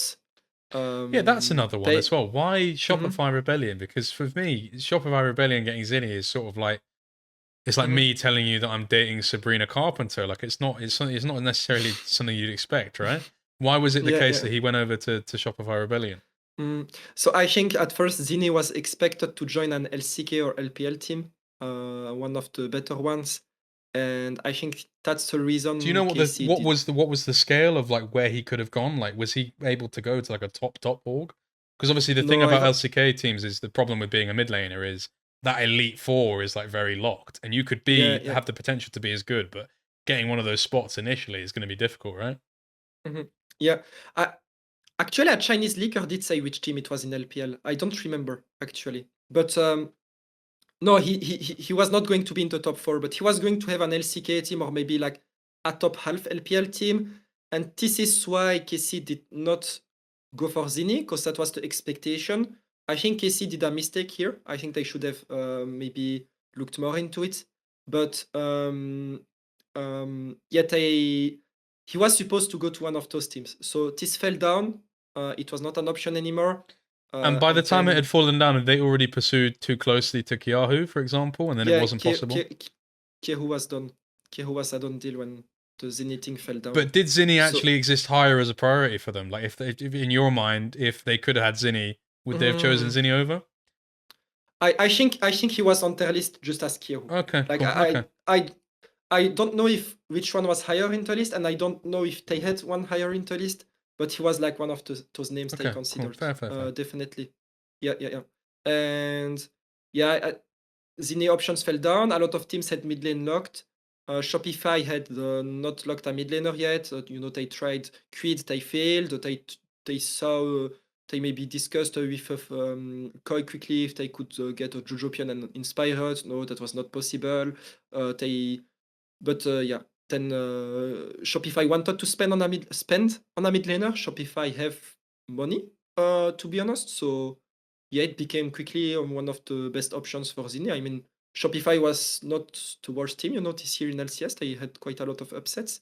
So I'm going to do your job right now, and something that I actually know from my personal information as a leaker, not actually a leaker, but one of the things I heard, interestingly, is that Zinni, in his interview for Shop of Our Rebellion, actually expressed an interest in playing like diversified champion pool, which was an interest to the coaching staff at that organization, because typically when you import a Korean mid, you're going with the uniformity of not necessarily want to expanding the meta. So they thought that represented a difference in personality potentially to the traditional personnel that would be hired, and they found that to be a point of interest. It's an interesting detail for people. Yeah, interesting. Was this on an interview with you? Because I think I saw it quickly on social media. Okay. Maybe it's been revealed since, but that's something I have from my own private information. Okay. Oh, interesting. But it might have been revealed publicly now, to be fair. Okay. Interesting. Okay. I think Shopify would have maybe gone for Zinni in any case, but yeah, but maybe it's an additional thing. I mean, you're not going to say no, but it's like more of a hard yes from that perspective. Yeah. Actually, Shopify also considered Honkyu, which I think is funny. But that's very cool. Did Honkyu attract any other interest in the West, or? Not that I'm aware of. I heard the agent of Honkyu wanted to send him to China, no matter what. You make it sound like he's going to boarding school or something. I mean, how much can you? To Sorry, go on. What were you gonna say? No, I was just saying if Honkyu is going to LPL, that he probably is fine with that decision as well. Yeah, no, of course. How much can you comment, because it's something that I made a tweet about? Like, I was mostly memeing, but obviously I did hear some things. How much are you willing to comment? Because there was a big thing, like Cadril came out and said it, Yamato came out and said it a few times. I was memeing on it. The Fnatic off-season, not necessarily of this year, but of last year going into it. I think especially around like the Poby transfer and stuff like this. Are you willing to add any sort of tidbits as to what the kind of the mess was there, or would you rather not comment on it? No, I can comment, but do you mean this off-season? Not this off-season. I think it was an off-season, but was it between spring and summer where I think the most amount of mess was? I'm pretty sure. Wait, spring and summer was the Poby off-season? Yeah, I think that's where most people were saying it was a bit messy, if I remember correctly. Maybe someone in chat can correct me. Okay. When Yamato and Cadril were saying this example, I think it was between spring and summer, right? Okay, I think this off-season was messier just now. In my opinion, because last you want to talk about that as well, please. Like, be my guest. I can, but no, because like between spring and summer, it was quite simple. Upset and Mikix were staying. They looked at options in top lane and jungle. They didn't find any like good options.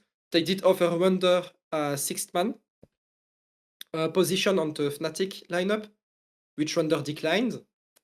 He knew he was getting to SK Gaming. Yeah, no, he's getting into SK Gaming with Mikix. I mean, it was Mikix also suggesting Wonder on Fnatic. I think he said it on your show, actually.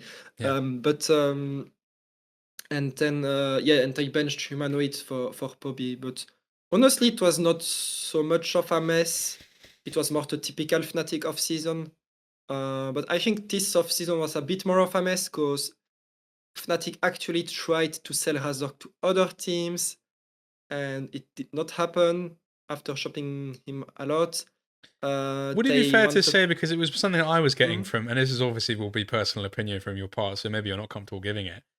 Mhm. But it felt like to me from a lot of the reporting I was seeing in regards to that Fnatic was quite desperate in their pursuit to get rid of Raysork. Mm, Or aggressive maybe would be the better yeah. term. No, yeah, aggressive, yes. Yeah. I mean, again, I don't mind sharing my opinion at all. Don't worry. Yeah, okay. Like, I'm happy that you ask about it, but I just don't want to say something wrong. Sure. And I don't know, like, for sure, like, how much Dardo, Fnatic, they wanted to sell Razork. But what the information I have is that they ask many teams, hey, we have Razork under contract. Are you interested in buying him out or trading a player, So I feel like Fnatic did explore a lot of possibilities to change jungle.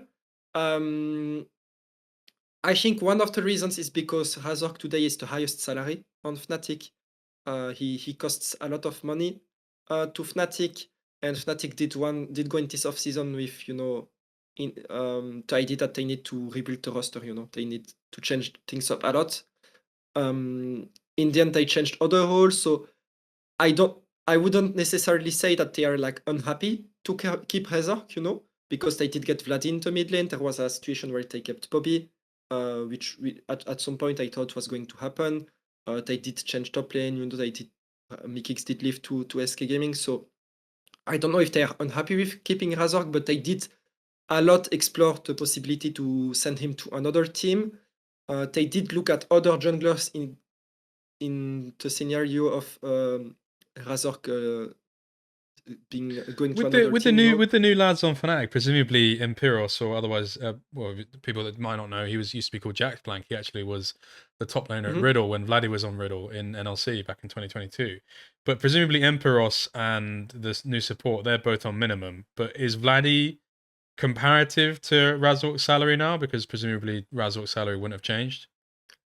No, I think I don't have the exact number for Vladi, but I know that Razork is like in the top 8 of highest paid players in LEC. And one reason of that is because Razork is still on a contract that was signed, in I don't want to say the golden age of esports, but like let's say those years of esports He's we getting talked earlier about. pre recession numbers. Yeah. I mean, those salaries were reduced, by contract extensions, because typically when teams offer you one more year on the contract, they ask to reduce that salary a little bit in return. So it does get a bit lower, but it's still quite high. Absolutely. So And presumably the most yeah, paid player in LEC is Caps. I wouldn't be wrong in assuming that. yeah. This is something How I much higher is reported. he than everyone else? Like, is there a bit of a gap between him and the next person? Yeah, there is a gap. You can like around 200,000, 300,000. Especially now that Humanoid and Larson are out. The thing is, like, Caps also lowered his salary. Same thing, he signed 2 more years and lowered his salary as well. This is something I also reported. While the gap used to be this big, then it got bigger and then it reduced again. So I would say it's like around 200, 3,000 maximum, 300,000 euros. When he's difference. reducing it, is that due to industry and ecosystem demands, or is it in some ways to accommodate salary for other people? Yeah, it's both. Because also with the salary cap, Caps cannot keep, such a high salary and expect to have good teammates, Is He that has to reduce the how does salary. it work? Because people might not know about this in regards to. I know in Korea, for example, you have salary cap, but there are ways to like play around it. You've got Mhm. like luxury tax and stuff like this, and you can pay out assets otherwise. Are there ways to beat the salary cap in Europe, or is it a lot more stricter here? There is also a luxury tax, so you can go higher than the salary cap, which so far has been 2 million for your 5 starting players. So that's an average of 400,000 for one player.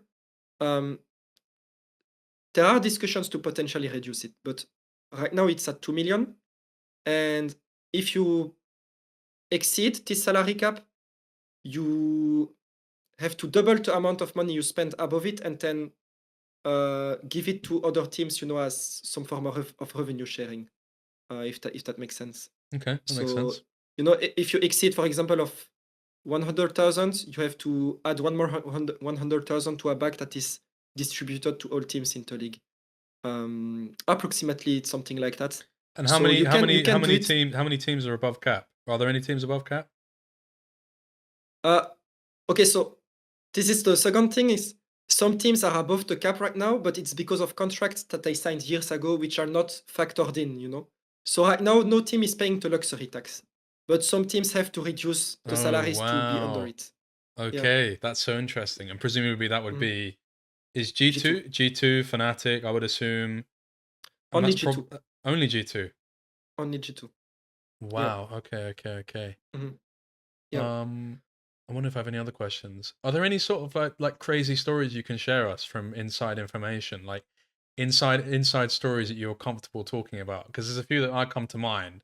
There's probably a few that you know that I know, and if you want to talk about them, we can. But if you don't, Yeah. then obviously we don't have to. No, you can always ask me. But if you give me any names or something, then it can help me, you know, think about some stories. But if you just ask me like that, it's hard to remember what can be interesting. But do you have any a story in mind? Like one that was interesting to me that would be a big thing to talk about, but I'm not sure if you want to. It was a big story at the time. It's something I know about. Oscarinin a few years ago. That was a big story. Would that Mhm. be something you're comfortable talking about? I think you probably know what I mean in regards to his injury and stuff like this. Yeah, with his hand. But I mean, I can say, you know, there were rumors about what was it? I think there were rumors about like how Fnatic dealt with the hand incident of Oscarinin, but I wanted to work. I wanted to make a work about it, and then from the sources I got, there was nothing bad that happened. So it's not something. It's To be something honest. you would be careful commenting on just because you didn't verify it source wise, right? Yeah, I mean, I tried to verify it, and I came to the conclusion that the rumors about it were exaggerated. To be honest, but I can say it, but like there were rumors that Fnatic didn't deal very well with like the hand incident of Oscar, but from what I know, that was not the case. And Okay. I'm not saying this because Fnatic told me it's not true. You know, I actually asked quite a few people around it, and yeah, I didn't find a big story around it. That's fair. To be honest. Mhm. How do you deal with, because for me, when I sometimes like so for example, a big thing that I actually want to write a story on, and I've been speaking about to a few people about writing a story on. If I was going to do some investigative work, I'd love to do a story about there are quite a few players who have completely lost everything despite being paid a lot of money throughout their career. There are lots of players that have like maybe earned over 400, 500,000 a year, maybe even sometimes a million. That not a lot. There's a few that just don't have anything now, and that might be down to like Mhm. um a litany of factors. Like sometimes it might be, gambling. Sometimes it might be, being scammed. Sometimes it might be personal circumstances, stuff like that. That feels like a conversation that's never really had. How do you broach a Yeah. conversation like that? Because that could verge on being like tabloid journalism. I think the term would be like, who's shagging who, Mhm. like stuff like this. Mhm. But I think it's Mhm. an important story because financial literacy, generally speaking, isn't really taught to players, right? Yeah. No, actually, that's a topic I also thought about, and I think it's something that has hurt Europe a little bit because I think it contributed to Europe's losing maybe the motivation of some top tier talents we had. And yeah, when you are 16, 17, 18-year old, you arrive in LEC, you earn half a million. A lot of those players, they don't know how to deal with it, you know, and spend it recklessly. I think that's been an issue. If you want my advice on how to, report about it, I would honestly approach a few players and explain to them that you would like to write a story about it, and that your objective is, this is usually what I do. I say that my objective is to inform people, not to, you know, flame them or judge them, and that if they want to help me with the story, they are welcome. And that I think what would help convince players to make this story is telling them that it's not about themselves, but Yeah, that it's you about would like helping to make someone this story else, right? about multiple players. I think that would help them accept talking with you. And what, as a journalist, that should not be like your suggestion by default. It's better if they can be on the record, but if they are not willing to do it, you can always offer them to talk about it off the record, which is, do you know Cecilia, the journalist? Yeah. Yeah, you know, she did Shout a out to her, by really the way. good. Yeah, she's an amazing journalist, and we are lucky this off-season that she made some interviews at Ship Esports for us, but she did an amazing work some years ago about the use of drugs among LEC players. I highly recommend to read it for Yeah, people it's a who great don't know article. about it. Great work. Yeah, it's a great article. And obviously, everybody in it is anonymous, and off the record. And obviously, in journalism, it's better if you have people on the record. But for this type of work, It was sometimes it's the only anonymous, way. but we know that it was Kazi taking the drugs. Like, Yeah, but I think sometimes it's the only way to get a report. I encounter this issue quite often, honestly. I mean, it's not an issue, but sometimes the only way you can get information out is by offering to do it off the record. So yeah, if it's an alternative, right? this can be a way to write about it. Mm. But I would definitely tell the players that it's not about them, that you want to talk about the situation in general, and that you will interview a lot of players. That's how I did for my salary report. I really explained to every people one by one. I will talk about all teams, all average. It will not like be bad for you. So yeah, you need to take a lot of time to explain your motivation, I think. For sure. Just as we sort of come to wrapping up, is there any other like kind of stories or potential what ifs or just secrets that you can reveal to us in your Wooloo wisdom? Anything that comes to mind? Do I have something? You can get a lot out of me if you give me an example or player names. Do you have something in general? I don't have anything in mind. I just sort of I guess the question that some people would like, how, like, what's like the biggest, like, how, because you always used to hear back in the day, like, oh, like, for example, I think even Steve has said this publicly that he sends Faker an offer every year just to check what could happen. Were there any like giants, like giant Eastern giants that potentially could have gone to a Western team in the last like 4 or 5 years? Actually, it's funny that you mentioned this example, because I felt like at some point Faker was kind of thinking about the Team Liquid offer some years ago. I think it was not just a negotiating thing. But any giants that could have come to the West?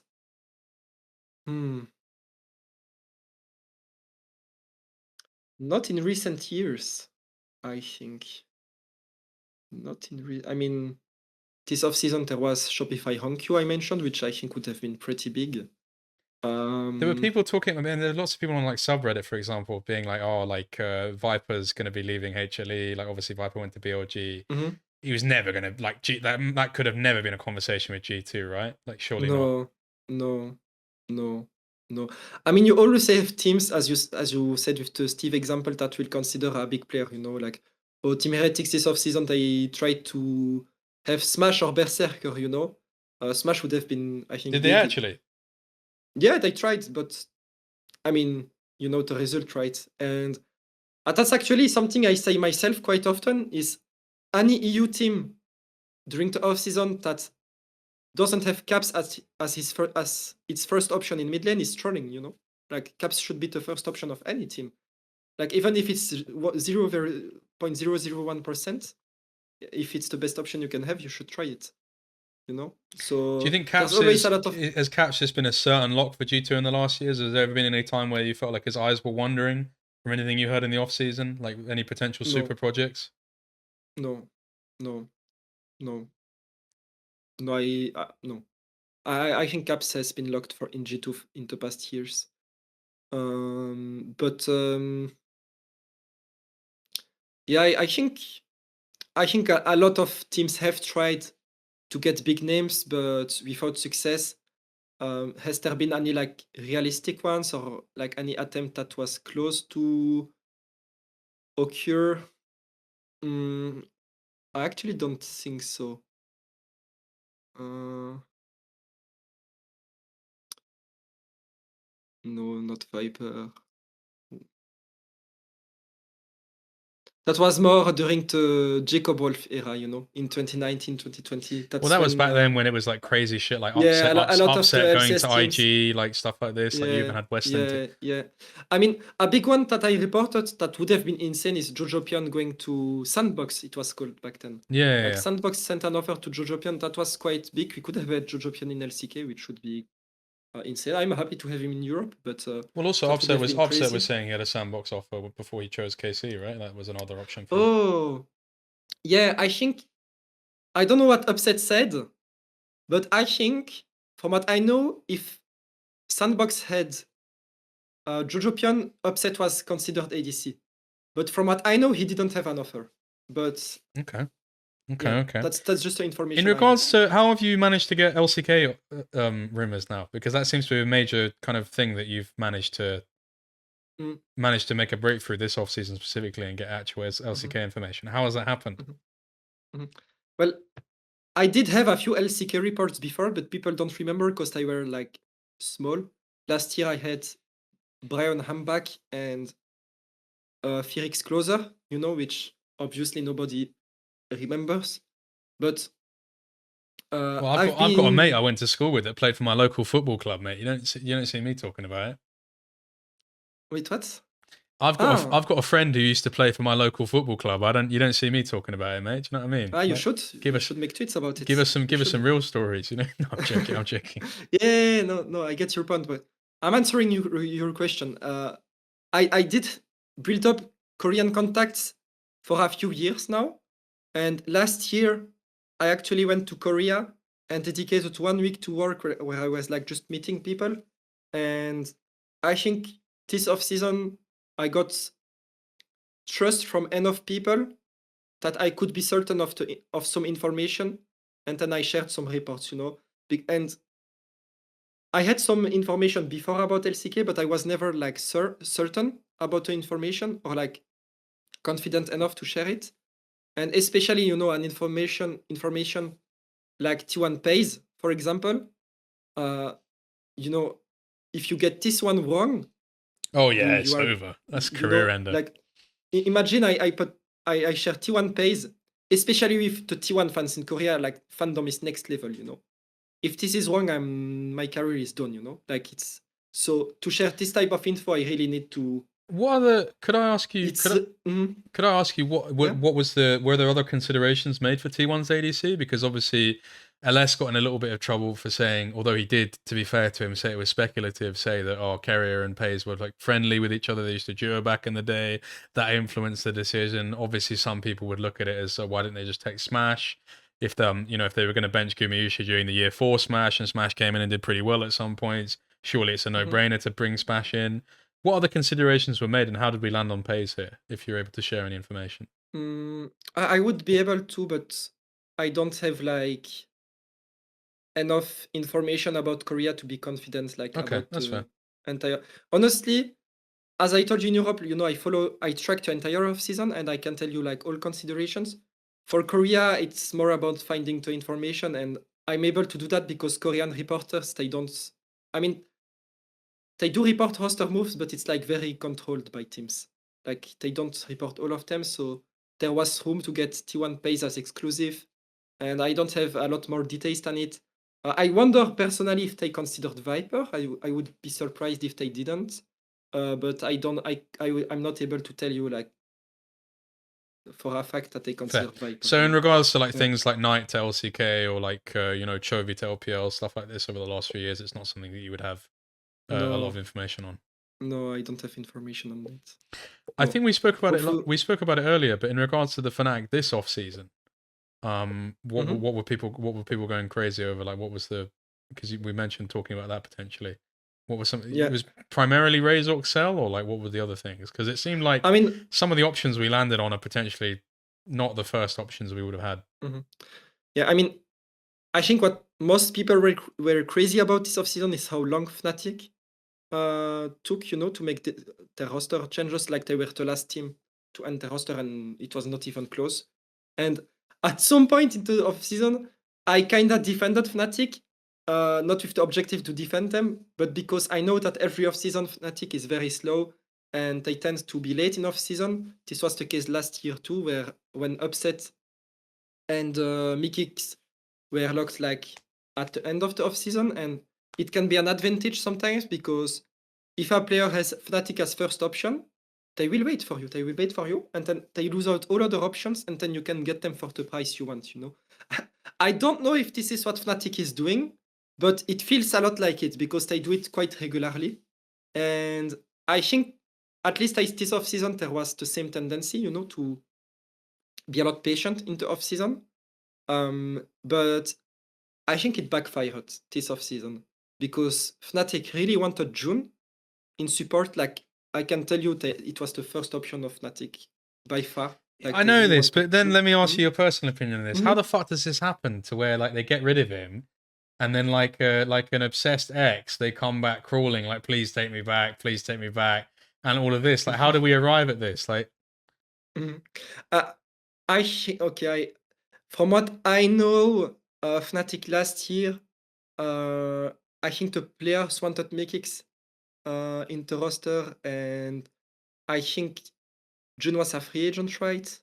I think he was okay, a free agent, and I think that Fnatic just preferred Mekix over June. But well, yeah, I also you know would, that wouldn't you? Fnatic really liked June, and maybe it's just Fnatic like making a mistake, you know, and thinking, oh, Mekix is better than June, and Well, actually June is better, you know. Mickey X is better Yeah, than Jun. Let's be honest with each other, you know. yeah. Like I don't know, like what they had in mind, you know, but I know Sure. that last off season they thought Mickey X was the best option, um, and they were moving. Oh, I remember while talking about it, but they were also moving out from like having a Korean bot lane because I know that Fnatic they wanted either like 2 Koreans in bot lane or no Koreans last year. Well, this year they didn't do it, so maybe there is some inconsistency there too. But And um, how much can you mhm. talk to the speculation that, I mean, a lot of people have like, when like I confronted Sam Matthews, it was so funny when I met Sam Matthews at the party. I walked up to Sam Matthews Oh, like, you know that when I saw those tweets about you and Sam Matthews being up at a party, I thought this was AI, you know? I no, did no, not no, it's believe true. that you. Like I got in the It's back of a true. cab with AI. Sorry, I got in the back of a cab with Sam Matthews to a club. I have videos on my phone of us like Oh, but what singing was in the this? car together. But did you plan this with Sam Matthews or did you like No, no, surprise no. him? I knew that he was going to be at this party, so I went and confronted him after trolling him on Twitter for over a year. But the first time I saw him, it Oh, was so good. You know, I walked up to him. He oh, was like wow. surrounded by all of his employees, and like the event was sponsored by McDonald's in Zone. So I walked up to Sam Mhm. Matthews. I said, they had all the McDonald's nuggets. Everyone was eating them. I said, you can't be eating those. There's a boycott on. Free Palestine. You know, free Palestine. That was good. And I asked Sam Matthews about Dardo, and he said, "Oh, Dardo doesn't work here anymore." But I don't believe that that's true because I've heard that Dardo is still very involved with off season and stuff like this. I wondered if it would be possible for you. I mean, maybe you don't want to blow up anyone's spot if it's not public information, but you sort of let it slip earlier because you mentioned Dardo. To what extent is Dardo involved with Fnatic at this point, and what is his capacity? So Dardo is still involved with Fnatic. I mentioned this on a stream before, but he's not doing the decisions anymore. I think he's like helping with discussions in off season, but I don't think like he's deciding on roster like he used to.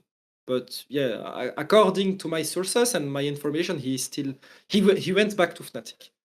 So did Sam tell you this recently that Yeah, he I was mean, not to with be him? fair, the Okay, drinks were flowing. I can't remember exactly what he said. Maybe okay, he didn't exactly say that, but you know, okay. he made at I least mean, he made it seem to me that that mhm, Dardo wasn't involved in the roster anymore. okay.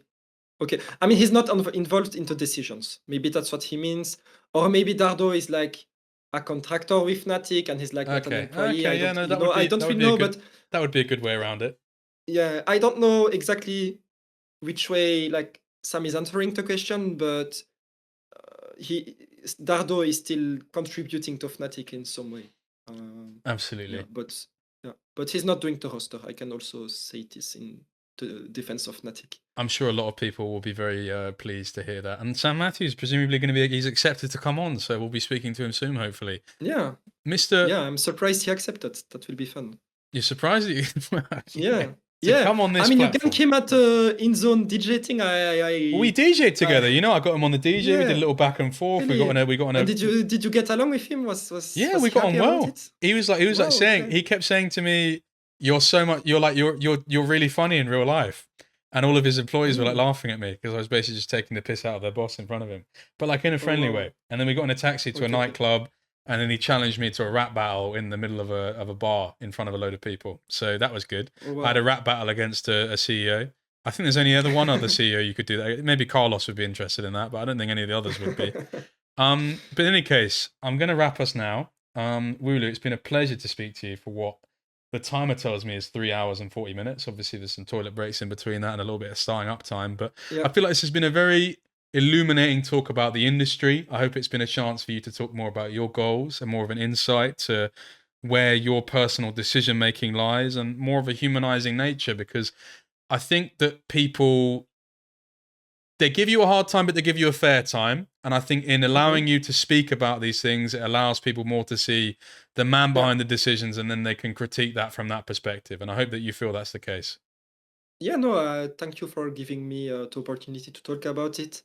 Yeah, I think it's helpful for people to understand. At least I hope that people that watched this show understood a little bit more what I'm doing and what the objectives of Ship Esports are. And yeah, honestly, thank you, Jake, for this opportunity. And I had a good discussion. I like that you digged a little bit into stuff. That's where I think discussions get interesting. And yeah, honestly, I could keep going, but Absolutely. I'm just I conscious will, of I will, time. I will, We'll revisit in the future, though, for sure, because yeah, there's a few it's okay. topics I will here. give LS to he will keep the highest record of having the longest show. No one is beating that one. Jesus Christ. Yeah. A part of that being so long is I felt like I felt like I was his therapist at a point. You can't let your client go home crying, you know?